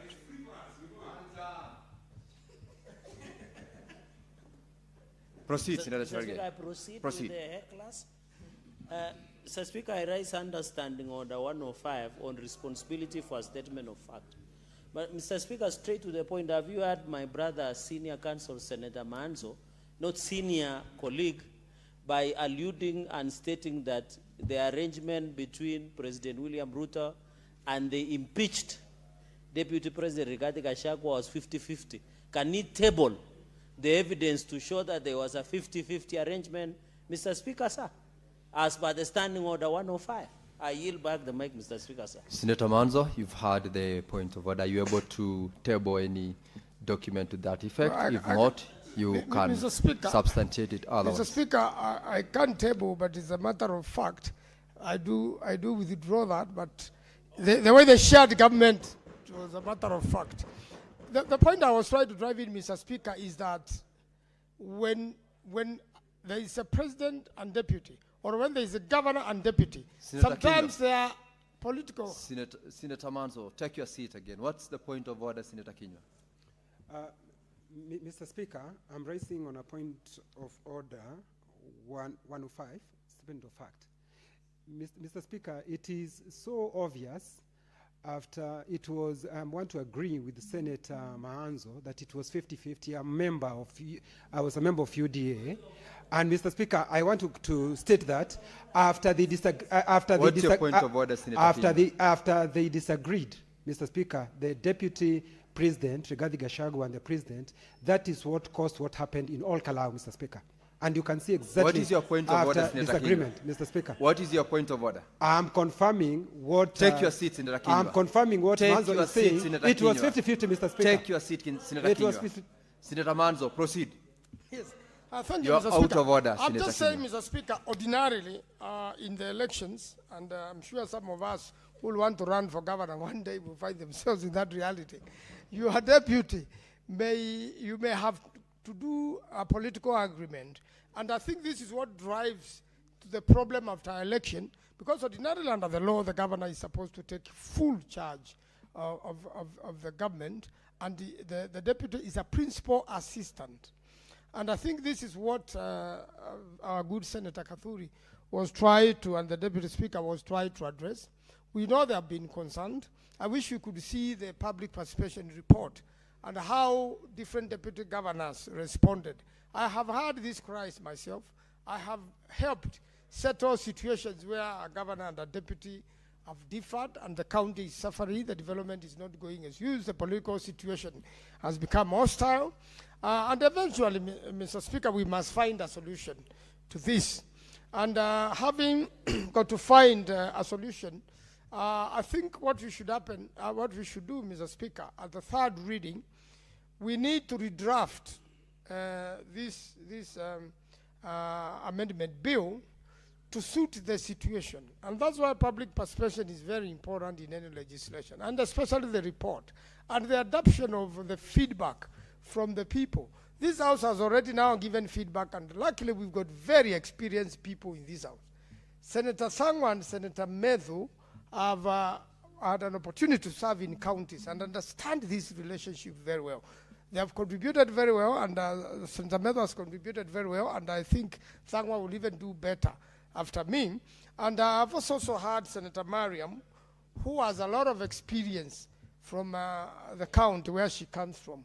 So if you listen and follow keenly to people who are in this House and have worked in county governments before, and they have done so in senior positions, they are able, or representatives. I wish Senator Morago was here, who was also an MCA in Kirinyaga County, and now wants to become governor there, and I'm sure he will be a very good governor. It means that we have to draw that experience, and then using that experience, and especially from Senator Methu and Senator Thangwa, redraft this and come up with something which gives a solution to what we are trying to form a problem. Although Senator Methu has put it very well, it's like trying to cure diarrhea. By blocking the exit, you increase the problems, and the person is likely to die. So we are likely, yeah, we are likely. I'm just quoting. Yes, I'm just quoting, but I'm just saying the problem is likely to become more. And therefore, we don't want to increase the problems between the governor and the county governor. We, as a Senate, who believe in devolution, want to solve this problem, want to make sure that counties go on well. But I want to believe, from my Makueni experience, now, Senator Cherargei, allow Senator Manzo to conclude on this. Allow Senator I'm Manzo just about to conclude. wind up, and I'm coming to the Wind up, positive Senator side of things. I want to say that in Kenya, there have been many counties.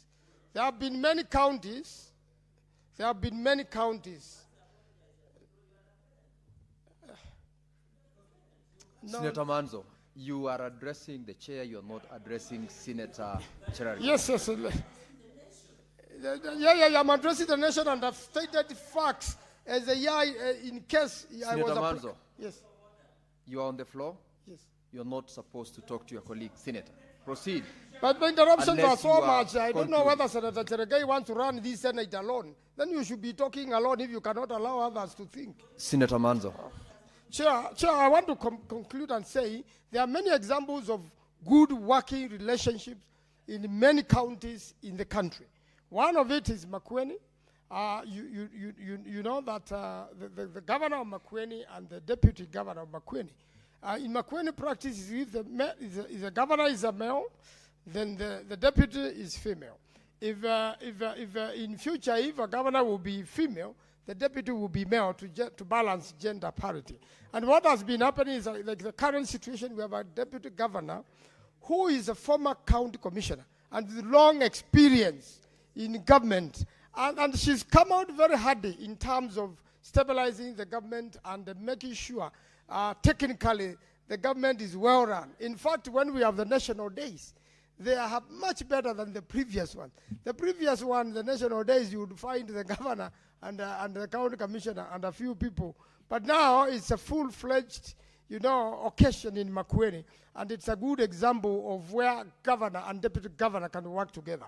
I believe, even without this regulation, many governors and many deputy governors can work together. We cannot really regulate or enact laws to regulate a relationship. It has to be created.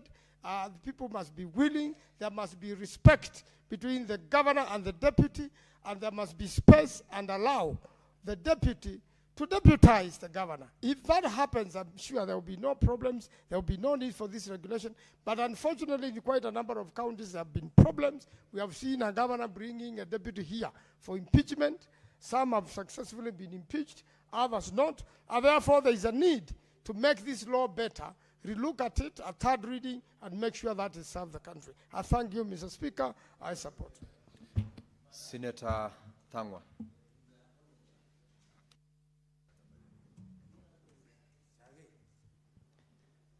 Thank you very much, Mr. Speaker. As I also contribute to this important bill. And this bill is seeking to give powers to the deputy governors, Mr. Speaker. And Mr. Speaker, I happen to be a member of the Devolution Committee. And in the Devolution Committee, we went through this bill.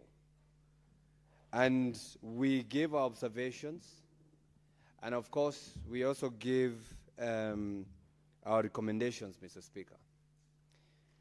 But Mr. Speaker, before probably I say whether I'm supporting or opposing this bill, I just wanted to it to sink in your mind.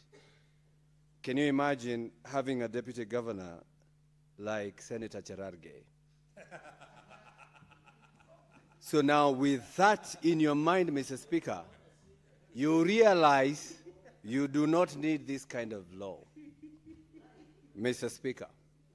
Because, Mr. Speaker, the law is very clear. Senator Thangwa, I do not want to allow Senator Cherargei to interrupt you. I do not find anything offensive with referring Senator Cherargei in any other manner unspecific as you have done. Yeah. But watch the speech that you proceeded. Thank you. Content, Thank especially you. in reference to your colleague, Senator, or any other person who is not in this House. Thank you very much, Mr. Speaker. I'm well guided. I'm well guided. Now, Mr. Speaker, I want to give you a bit of the genesis of this bill, because I do understand, because it came to the Committee of Devolution many months ago. This bill was supposed to cure what was happening in Meru County then, Mr. Speaker. If you remember very well, there were issues of governor and the deputy. The deputy governor, the governor was impeached about 4 times and returned to the office. And they thought they would bring a bill that would create a co-governor. And this is the bill, Mr. Speaker. Mr. Speaker, we cannot cure mistrust with the law. Just like Senator Medhu once told me, and I believe probably he said it on the floor of this House, you cannot force people, and especially politicians, to love each other. So this bill, Mr. Speaker, and I like using analogies, is like the best man of a certain wedding requesting some roles from the bridegroom, Mr. Speaker. Mr. Speaker, when you ask to be a deputy governor, your work is only one. You are a governor designate, just in case the governor dies or the governor is impeached, period. And if you feel you're good to be a governor, run as a governor, Mr. Speaker. The Constitution, and that's why I want to declare this law, Mr. Speaker, this law is seeking to amend the Constitution through the back door, Mr. Speaker. If you read the Constitution, Article 179, 2A, it says the County Executive Committee consists of the county governor and the deputy county governor. Already the Constitution is saying, so why do we say it in this law? Why are we saying this law that he should be attending these cabinet meetings, he should be given enough time, prior time? You're actually telling the governor, be writing to the deputy to invite him to the meeting. They have their own mechanism. Mr. Speaker, if you read the same article, 179(5), when the county governor is absent, the deputy county governor shall act as the county governor. That is the only role the Constitution gives the deputy governor when the governor is absent. If the governor is present, just go home and rest, Mr. Speaker. This is the Constitution. Why are we amending the Constitution by telling the governor, the deputy governor, to be a co-governor? So I do understand what they were trying to cure then. And since it was cured, and the person whose the law was supposed to help is already a governor, can we just withdraw this bill and say, if you want to be a governor, just run as a governor, Mr. Speaker? Mr. Speaker, the law is already available. This law is in the County Government Act. If you read the law, section 32 of the County Government Act, which is being amended by this law, Mr. Speaker, and you can see it has been amended by so many clauses, from A all the way to, Mr. Speaker, J. This law removes one of the fundamental sections that the law created when they got to know that the deputy governor is not a co-governor. He only acts when the governor is away. So if the governor is available, then he can only do what he has been assigned by the governor himself. Mr. Speaker, let me tell you what they remove with this law. Section 32(4) of the County Government Act says, when acting, remember the law says he should act when the governor is absent. When acting in office, as contemplated in Article 179(5), the one I've just read of the Constitution, the deputy governor shall not exercise any powers of the governor to nominate, appoint, or dismiss that are assigned to the governor under the Constitution or other written law. This law has deleted that clause. What does that tell you? They want the deputy governor to start dismissing, the deputy governor to start employing. So we are creating two centers of power, trying to cure the problem that was in Meru that probably was cured when they already impeached the governor, but I don't believe it was cured. Mr. Speaker, if you read that section again, 32(5), the governor shall not delegate to the deputy governor or any of the functions referred to in subsection 4. So the law is even telling the governor, you cannot even delegate that. Now here we are as a Senate, we are now creating two centers of power, trying to tell the deputy governor that he can even manage budgets and finances. That is the work of the county treasury. You know, if you want to be a county treasury, nothing stops you from talking to your governor, and then the governor can make you a CEC for treasury. Nothing stops. I am a former MCA, and Senator Mahazo has told us that we have a lot of experience. I believe in this house, nobody has more experience when it comes to devolution than myself. I've been an MCA, I've been a CEC, executive in the cabinet, and now here I'm as a senator, Mr. Speaker. So what I'm trying to say today is that we should not try to legislate relationship. If they're working together, work together. If they're not working together, somebody can resign. You are not supposed to be in an office if probably you are not working. And Senator Ledama, although I don't agree with him in most cases, he has said, actually the best thing is to scrap this seat of the county deputy governor. And I support, if we cannot cure the relationship, let's scrap that, and that is the amendment of the Constitution. Let's remove this seat so that if you impeach a governor, let people be given a new mandate to go and elect a different governor.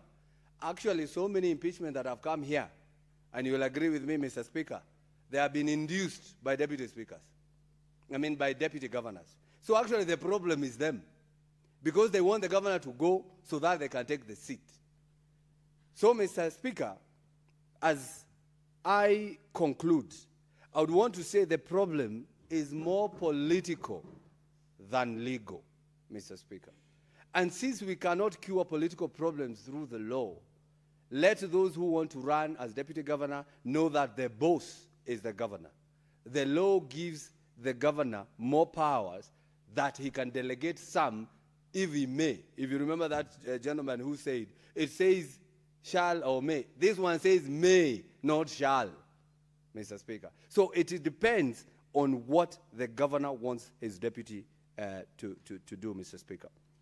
Mr. Speaker, if you look at H on the amendment, it says from time to time, appear before the county assembly to respond to questions. Nothing stops him today to appear before the county assembly. Actually, the county assembly can summon anyone.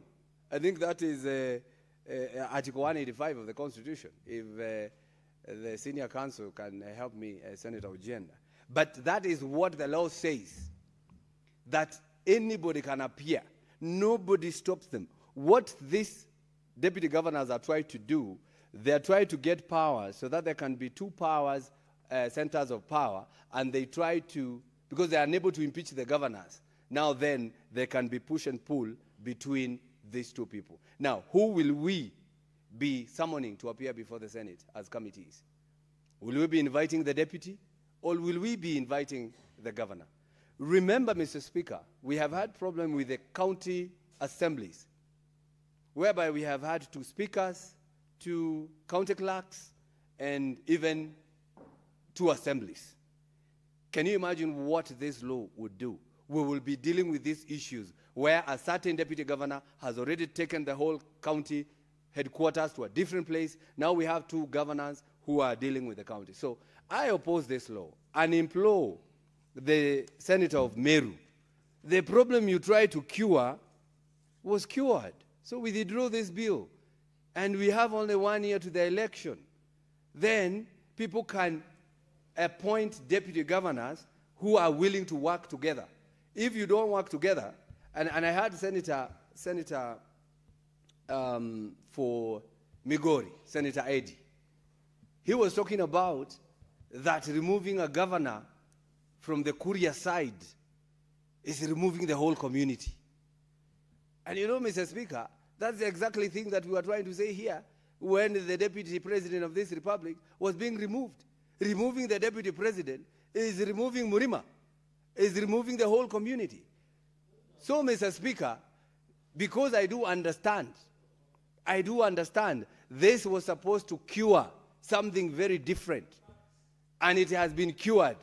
I rest my case and oppose this bill, which has been seconded by Senator Cherargei, and I will tell you, you will be all cloud, all of you.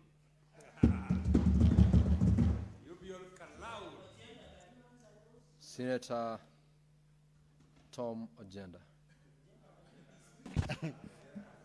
Thank you, Mr. Speaker. Mr. Speaker,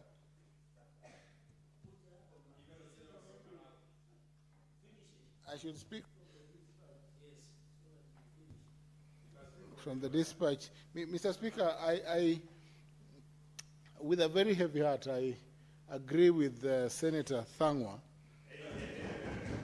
on a number of questions. The first question, Mr. Speaker, is that a close reading of Article 179 that confers executive power to the CEO of the county, who is the governor, and if you read in there, deputy CEO, clearly shows that the governor, while holding the power in the county to appoint and to execute all that has to be done in the county, has the mandate to delegate executive power to the deputy governor. And Mr. Speaker, what this bill does is to try to designate or to direct the governor to share executive power with the deputy governor and the committee in the county, the CECs, as properly designated by the Constitution. Mr. Speaker, this is an amendment, is an unconstitutional amendment to the Constitution.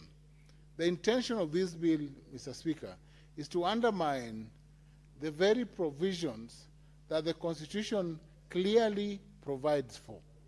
And the proper way, Mr. Speaker, to elevate or to otherwise deal with the power of deputy governors, Mr. Speaker, is to bring an amendment to the Constitution. Short of that amendment, Mr. Speaker, it is impossible through a bill that is brought before Senate to kind of recraft, Mr. Speaker, the Constitution in a manner that is unconstitutionally trying to deviate from constitutional provisions. Mr. Speaker, this bill, and again let me also agree with Senator Thang on this bill was brought against the backdrop of the impeachment of the governor for Meru, whose action is still in court. And I must say that at some point she was my client. And the governor was since replaced with the deputy governor, who is the substantive governor of Meru County, though I understand that governor has suddenly become very popular after her impeachment. But Mr. Speaker, the point here is that this bill may have served its purpose and should have been dropped at this point, because it was tailor-made for purposes of Meru County and did not succeed at the time. Mr. Speaker, we have examples of counties where deputy governors and governors sit in well and work together for the people. Let me give you an example, Mr. Speaker, of my own county, Kisumu, where the deputy governor, Dr. Willie, is sitting pretty. He's sitting pretty dark. He's out there. He only does assignments given to him by the governor. Other times, he's out there, he's idle. He does not perform any duty unless Governor Nyong'o assigns him that role. So that shows you that deputy governors who are not overzealous, who are not too keen to carve their own space, work well with governors who are in office. A strong deputy governor and a strong governor can hardly survive in the same space. If you look at the example of Makueni, Honorable Speaker, you find that Makueni is a shining example of a perfect coexistence of the governor and deputy governor. Look at Kakamega, but where, Mr. Speaker, in Siaya, for instance, you had Deputy Governor Oduol brought to Senate for impeachment by Governor Orengo, because the deputy governor was trying to carve out gubernatorial powers from the governor, which he cannot enjoy unless Article 179 is amended. Let us not, Mr. Speaker, cleverly take away powers of the CEO of the county through a bill or through legislation and purport to direct through the back door a governor to give powers to the deputy governor, including powers, for instance, as the bill designates, for a governor to appoint a deputy governor as a CC. That is shared power. You cannot sneak and share power of a CEO from the back door. Let it be done through the front door, Mr. Speaker, as the law mandates. Mr. Speaker, I oppose this bill. It is utterly unconstitutional and should collapse on its backside and die. Thank you, Mr. Speaker. Thank you, Senator Professor Tom Ojenda. Senator Kinyua. Asante Bwana Spika kwa kunipa fursa hii. Kwanza kabisa Bwana Spika, nataka kumpongeza Seneta wa Meru, naibu wa Spika, kwa mswada huu ambao ameuleta katika bunge hili. Bwana Spika, amejaribu kutuliza mgogoro ulioko kati ya magavana na manaibu wao. Lakini Bwana Spika, kujaribu kutuliza mgogoro huu, kwanza kabisa mimi na itakumbukwa baada ya mimi kwa seneti iliyopita nilikuwa mwenyekiti wa kamati ya ugatuzi. Bwana Spika, naibu wa gavana wa Pokot, miaka 4 ilikwisha bila yeye kuwa katika Jamhuri ya Kenya. Bwana Spika, alikuwa ni daktari katika Marekani. Bwana Spika, Bwana Spika, sijui ni kwa nini hii sheria Kadhuri anajaribu kuileta hapa. Bwana Spika, mtu yoyote ambaye anawania kiti chochote katika Jamhuri ya Kenya anapaswa kwanza ajue majukumu ya kile kiti, ajue uwezo wa kile kiti. Bwana Spika, ajue anaweza kufanya vipi na kile kiti. Bwana Spika, kwa manaibu wa magavana kuja hapa, kwa sababu nimesikia wakati wamekuwa na vikao wakijaribu kuzungumzia huu mswada, nimesikia seneta wa Meru Kadhuri akisema ya kwamba aliwasikiza na kuna yale mambo ambao walikuwa wakitaja. Bwana Spika, wakasema hawapewi majukumu, wanakaa katika ofisi, hawana bajeti yoyote, wao kazi yao ni kukaa katika ofisi, gari zao hazina mafuta. Bwana Spika, ilhali inasemekana vizuri sana nafasi hii ya naibu wa gavana ni ya kusaidia kuimarisha kazi ya gavana wa kaunti kuhakikisha kuwa tawi la utendakazi wa kaunti inafanyika kwa ufanisi, Bwana Spika, na iwe vema. Ikiwa hajapatiwa kazi yoyote na gavana, Bwana Spika, kulingana na katiba, mafuta anataka ya nini, Bwana Spika? Kazi yake ni kukaa katika ofisi na kungoja. Bwana Spika, kutengeneza ama seneti kukubali sheria hii kupita katika seneti hii kutaleta kuingiliwa kwa mamlaka ya gavana, Bwana Spika. Kwa sababu yule ambaye amepewa majukumu ya kuulizwa maswali katika seneti hii, kuulizwa na mtu yoyote hata pale katika county, ni gavana, Bwana Spika. Majukumu ambayo yanapendekezwa hapa, Bwana Spika, ni majukumu ambayo yatatengeneza serikali mbili, ama tuwe na serikali mbili sambamba ambazo zitakuwa zinaleta mgogoro katika county. Bwana Spika, utendaji kazi utadorora kwa sababu Waswahili wanasema fahari wawili wapiganapo nyasi ndizo huumia. Kuwa na mafahari wawili katika gatuzi, Bwana Spika, italeta vurugu, mvutano, na hii itakuwa imewekwa wazi na seneti hii. Bwana Spika, nimesikiza kwa makini Seneta Cherargei ambaye tulikuwa na yeye katika seneti iliyopita, na alikuwa mwanachama wa kamati ya ugatuzi, na jambo kama hili lililetwa na alikuwa mwanachama nikiwa mwenyekiti, anakubaliana na mimi. Sijui amepindukia wapi, sijui fikra zake zimepindukia wapi, kwa sababu yeye alikuwa akisema ya kwamba gavana anapaswa apewe mamlaka, awe anawajibika, na yeye peke yake ndio anaweza kuulizwa maswali. Yeye ndio amechaguliwa, Bwana Spika. Ikiwa deputy ama naibu wa gavana, Bwana Spika, kunasemekana ameshamiri, ana uwezo kabisa, Bwana Spika, anapaswa asimame kiti cha ugavana, Bwana Spika. Nikilinganisha, Bwana Spika, Rais wa Jamhuri ya Kenya William Ruto, yule yuko wakati huu, wakati yule mwingine, Bwana Spika, alisema ya kwamba hakupatiwa bajeti, Bwana Spika. Anasema alidhulumiwa, Bwana Spika, na ilijulikana wazi alidhulumiwa. Bwana Spika, alipoona hicho kiti anadhulumiwa, akasimama kiti cha urais, Bwana Spika. Hawa magavana tungetaka tuwaambie wasimame viti vya ugavana, lakini sio sisi hapa kuja kutengeneza sheria ambazo zitafanya wao wenyewe tuwapatie majukumu ambayo kikatiba hayako, Bwana Spika.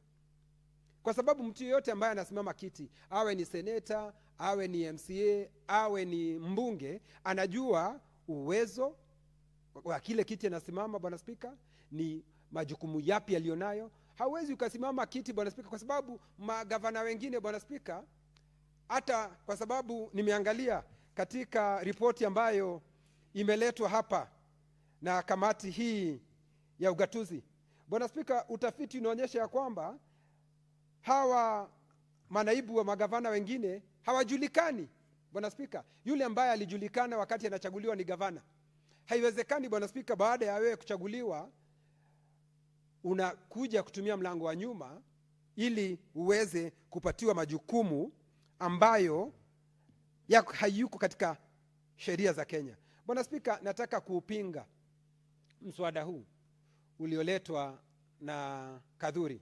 Alikuwa na mafikra mazuri, Bwana Spika, ya kuleta uwiano katika gatuzi zetu, lakini uwiano wa gavana na naibu wake hatuwezi kuweka katika sheria kwa sababu mapenzi, Bwana Spika.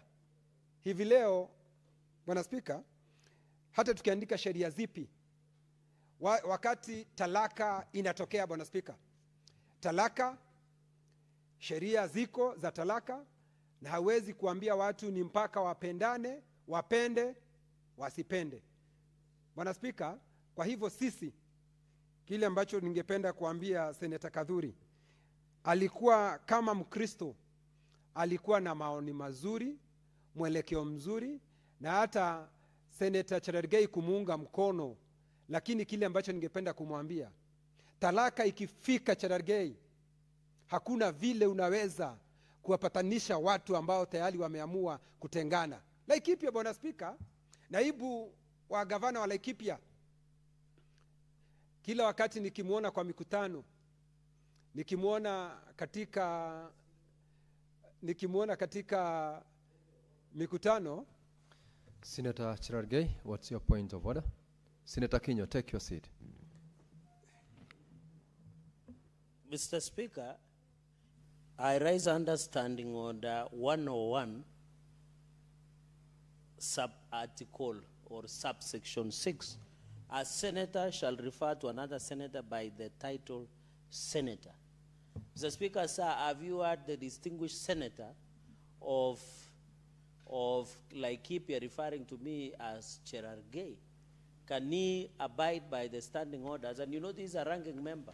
In fact, he should be thrown out because he's Senator a ranking member. Cherargei made your point. I must admit that for the number of times I've heard Senator Kinyua speaking and making reference to colleague senators, I haven't heard him not making reference to them as Senator so-and-so. So is in order. Proceed, Senator Kinyua. Okay, asante Speaker. Na ikiwa nimemkosea bila kumtaja seneta, ninamuita seneta mara 4, ndiposa nikikosea ile nitakuwa nimetaja 4 inaingia, inamsaidia ndio aweze kuwa. Na pengine Bwana Speaker anajishuku kwa sababu amekuwa akikoroga watu mpaka sasa inaonekana anajishuku ni seneta.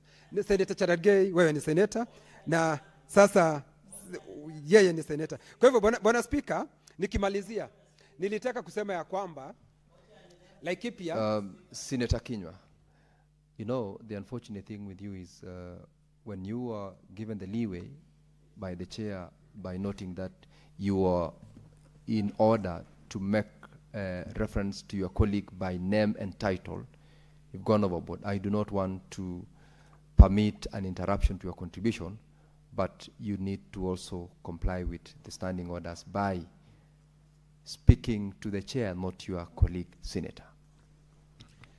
Asante Bwana Speaker. Bwana Speaker, nilitaka kusema ya kwamba Laikipia, naibu wa gavana na gavana haonani. Imekuwa ni vigumu wao kufanya kazi pamoja. Lakini Bwana Speaker, hata tukitengeneza sheria zipi hapa kusema ya kwamba ni mpaka wapendane, ni mpaka watembee pamoja, ni mpaka wafanye kazi pamoja, Bwana Speaker, walipokutana Bwana Speaker na kusema huyu ndiye atakuwa naibu wangu, Bwana Speaker, sisi watu wa Laikipia tuliambiwa na wao. Kwa hivyo Bwana Speaker, hatuwezi kuja kutengeneza sheria hapa za kuwahimiza kufanya kazi pamoja, Bwana Speaker, kwa sababu walipokuwa wakichaguliwa, Bwana Speaker, walikuwa wakivaa suti zinafanana, shati zinafanana, tai zinafanana, walitembea sawa sawa, walitembea miondoko iliyokuwa sawa sawa. Lakini Bwana Speaker, wakati umefika ni watalaka, hatuwezi tumia seneti kuhalalisha mambo ambayo wanapaswa kufanya. Kwa hivyo Bwana Speaker, kwa hayo mengi nataka kupinga mswada huu na kusema ya kwamba naupinga kwa sababu haya mapendekezo yaliyoko hapa ni mapendekezo ambayo katika kaunti ambazo wanafanya kazi pamoja, wanafanya vile ambavyo kunafaa. Kwa hivyo Bwana Speaker, hatuwezi kutengeneza sheria za watu wawe na mapenzi. Nashukuru Bwana Speaker. Thank you, Senator Kinyua. Senator Kajwang. Mr. Speaker, I also rise to contribute to the proposed amendments to the County Governments Act. Mr. Speaker, the County Governments Act needs a thorough audit. It needs thorough interrogation. 10 years after devolution, Mr. Speaker, this Senate ought to do this nation a favor by looking at the entire act holistically instead of in piecemeal amendments. Mr. Speaker, I have noted that today we are discussing amendments to the section of the act that relates to deputy governors, but there is also another legislative proposal in the order paper to make further amendments to the County Governments Act. Mr. Speaker, how I wish we could perhaps sometimes tie some of these things up so that we have a comprehensive review and amendment to the County Governments Act. Mr. Speaker, the role of deputy governor is clearly spelled out in the Constitution. Article 179(4), which I like quoting whenever governors appear before my committee, I remind them that the county governor is the chief executive officer of the county. And it is for that reason that we expect them to respond to all issues raised in financial statements, in performance reports, in budget implementation reports. The chief executive officer, that is where the buck stops. The deputy governor is designated as the deputy chief executive of the county. Mr. Speaker, I don't want to repeat what everyone else has said, but I want to pose a question on Article 179(5), which says that when the county governor is absent, the deputy county governor shall act as a county governor. How do we define the absence of a county governor? Is it when the governor has gone to watch World Cup in the US? Is that governor absent? Is it when the governor has left his county and gone to another county, like Governor Orengo was in Homa Bay today and caused a lot of chaos in Homa Bay?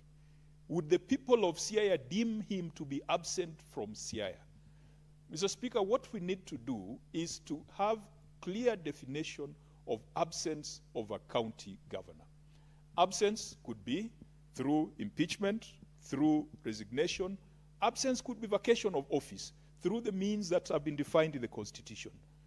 But there is also the absence which in corporate governance or in contemporary employment practice could be referred to as leave. Mr. Speaker, a chief executive officer, as defined in this Constitution, must be subjected to certain human resource policies and practices. It is not possible that a CEO can be on duty from the first day of his election to the last day of their election. We as state officers or members of parliament, we go on recess. This house does not sit from the first day of our election to the last day of our election. Is it viable that a governor can be present and able to discharge their duties 24/7 for 5 years? Mr. Speaker, there is something called leave that even our employees are subjected to. There was a petitioner who brought a petition here that Parliament should enact legislation to provide provisions for governors to take leave. And so if a governor takes leave, it could be medical leave.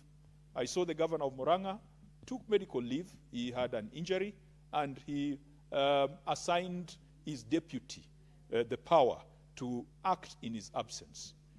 We have seen governors go on maternity leave.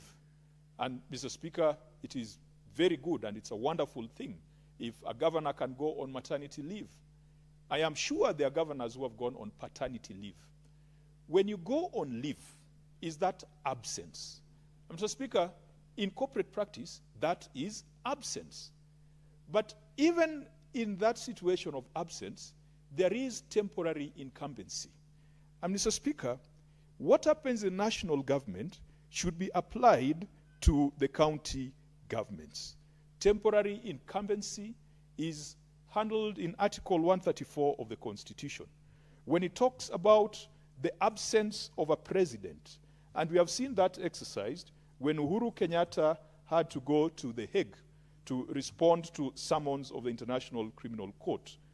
The Constitution foresaw that in a situation like that of absence, the person who steps in to fill that absence cannot have unfettered powers.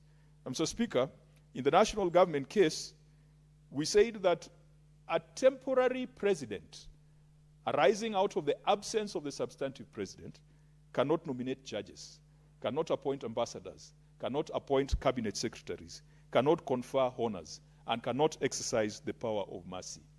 What we need to do is to define absence and define powers of a deputy governor in a case of temporary incumbency. Would a deputy governor acting under temporary incumbency therefore appear before the Senate and its committees? Mr. Speaker, that could be limited. The same way we have limited the powers of a deputy president under Article 134. For me, that is the clarity that is required. Otherwise, everything else that we are trying to do here is trying to dictate to a governor how to delegate.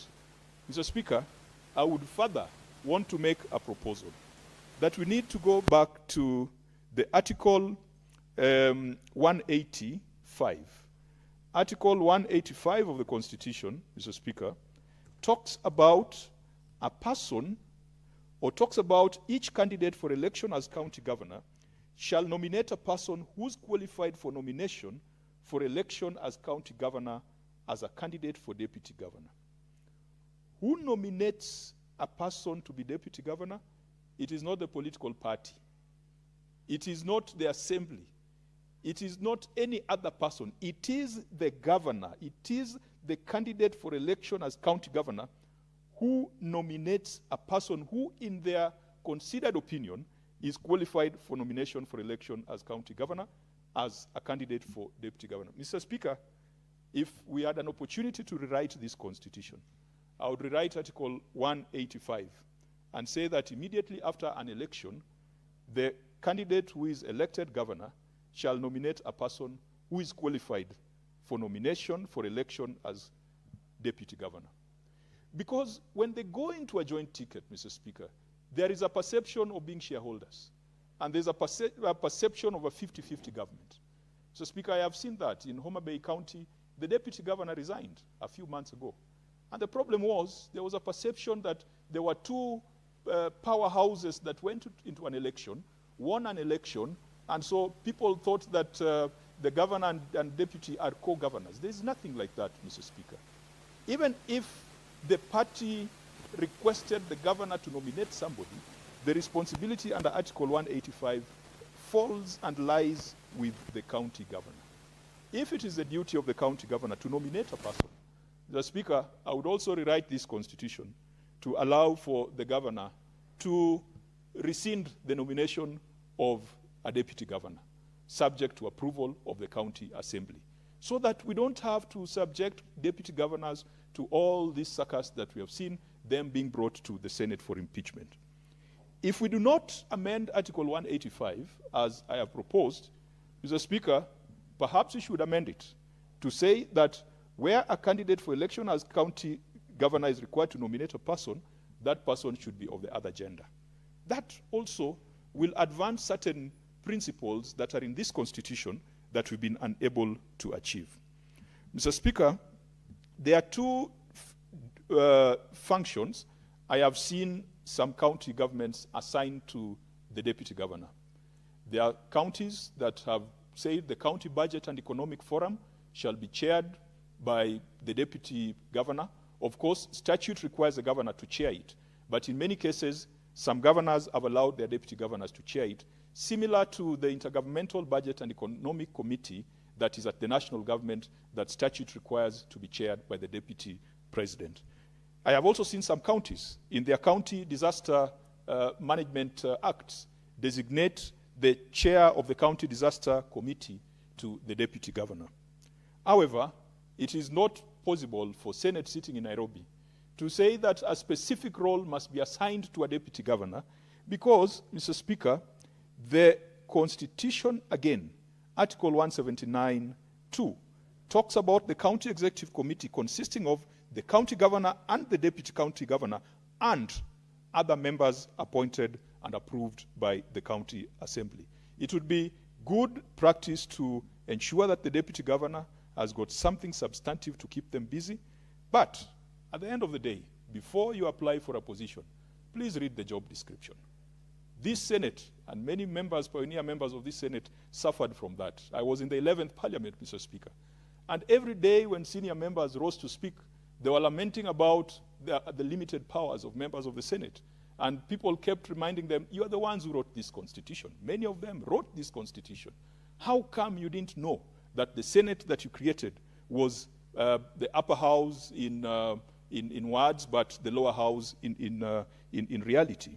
So if you're going to go for the position of deputy governor, please read the Constitution so that you do not have complaints and tussles thereafter, believing that you are a co-governor or a deputy governor.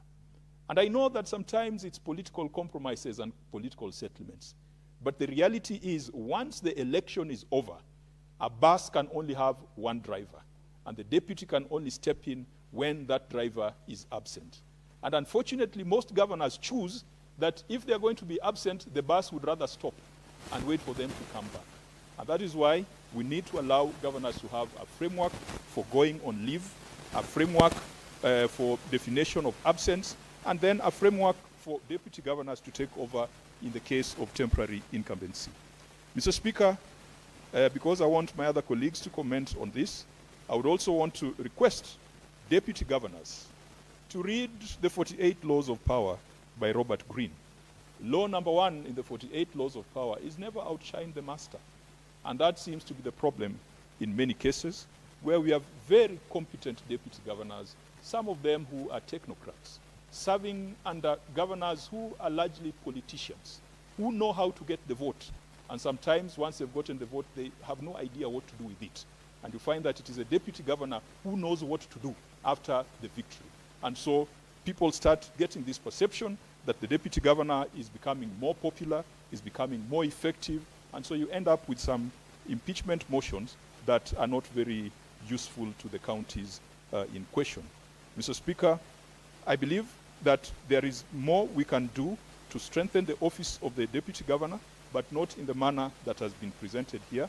And I do hope that at some point we'll rewrite Article 185, either to provide for gender pairing or to allow for governors to appoint deputy governors after an election.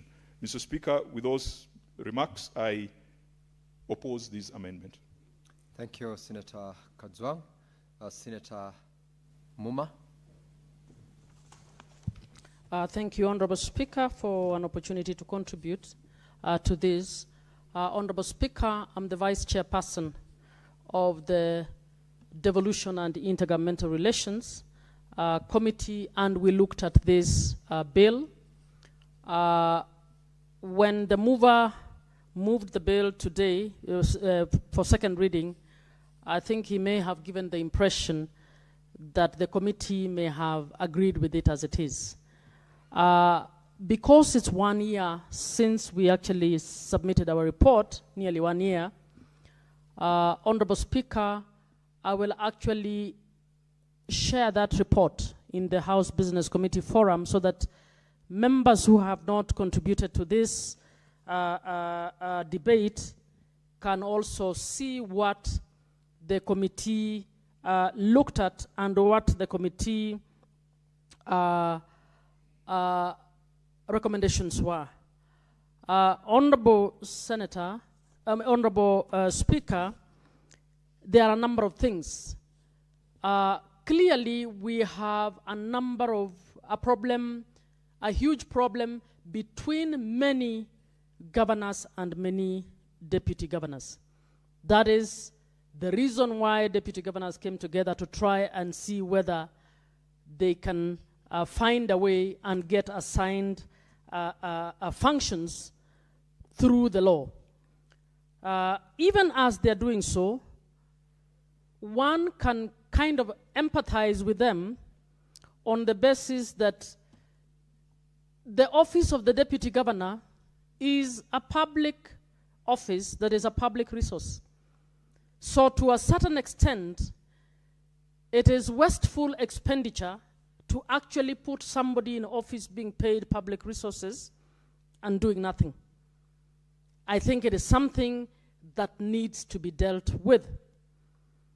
But as colleagues have spoken before, and I support what Senator Kadzwang, Senator Methu, Senator, I think all the senators, that nearly all of them except for a few, have said, we need to be careful about rewriting the Constitution through this law. But even as we're being careful in rewriting the Constitution, we also need to be careful to ensure that we don't get into an overreach. It is the role of Parliament to make laws, but it is not the role of Parliament to do executive assignment of roles. and every executive has one center of power, one CEO. That's why, Honorable Speaker, 2013 to 2022, we had a president and a deputy president in office for 10 years. But when you hear the then deputy president speaking, he speaks as if he was never part of that government. And the only reason the world allows him to do that, because the buck stops with the president. So he's able to criticize what President Uhuru did. He was part of that government. He sat in that cabinet. And the only reason you might entertain that is because the buck stops with the president. Our constitution did not split the country to say the deputy president will be in charge of this, this, and the other. Therefore, when we are evaluating performance of a government, we are looking at what the portion of the president and the portion of the DG, or of the deputy president. What the DGs want us to do is to jump into the arena of executive implementation of its mandate and help the governor to assign tasks to them. I don't think we can do so. But we must acknowledge and be able to tell the governors that it is also wasteful expenditure to have an office that is receiving salaries and perks, but which is not intended to actually do anything, which is supposed to just sit there. I think that is something that we would need to look at.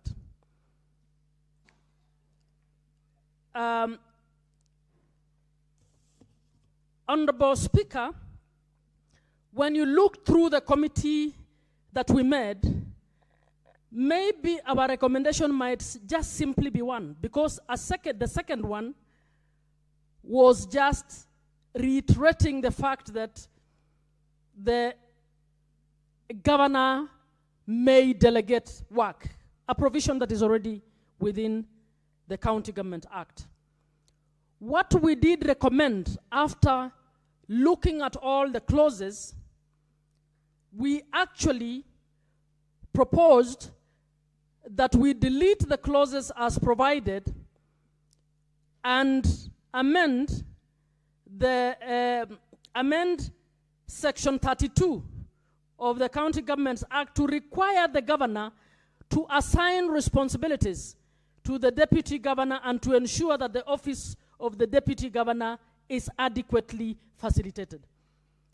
Having looked at everything, we felt that that statutory requirement in broad terms may very well be the one that will then make the governor to actually assign responsibility to that office and to ensure that that office is running for purposes of carrying out that responsibility.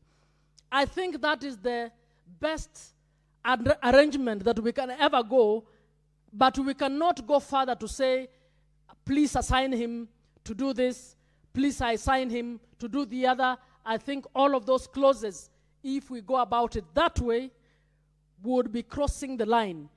The Senate would now have decided to join the office of the governor and to try and assist the governor to run their counties. And we did this knowing very well that it is not a problem with the law, because we have county governments where the governor and the deputy governor are working pretty well. They have assigned tasks to deputy governors, and those deputy governors are carrying out those tasks. We have counties where deputy governors are chairing committees. They have been assigned a docket to run, and they are running those dockets and delivering on their mandates without a problem. So we cannot say that the problem that currently exists, as somebody said, that the love affair has now failed and divorce is ensuring, that the Senate can cure that kind of relationship with this kind of law. So we are requesting, as a committee, if you look at the detail, and we met quite a number of people, and we have a detailed report on each and every one of... Senator Muma, when the House resumes tomorrow, you will have 11 minutes to conclude on your contribution to this particular bill. And now, Honorable Senators, it's now 6:30 p.m., time to adjourn the Senate. The Senate stands adjourned until tomorrow, Thursday, 23rd of July, 2026.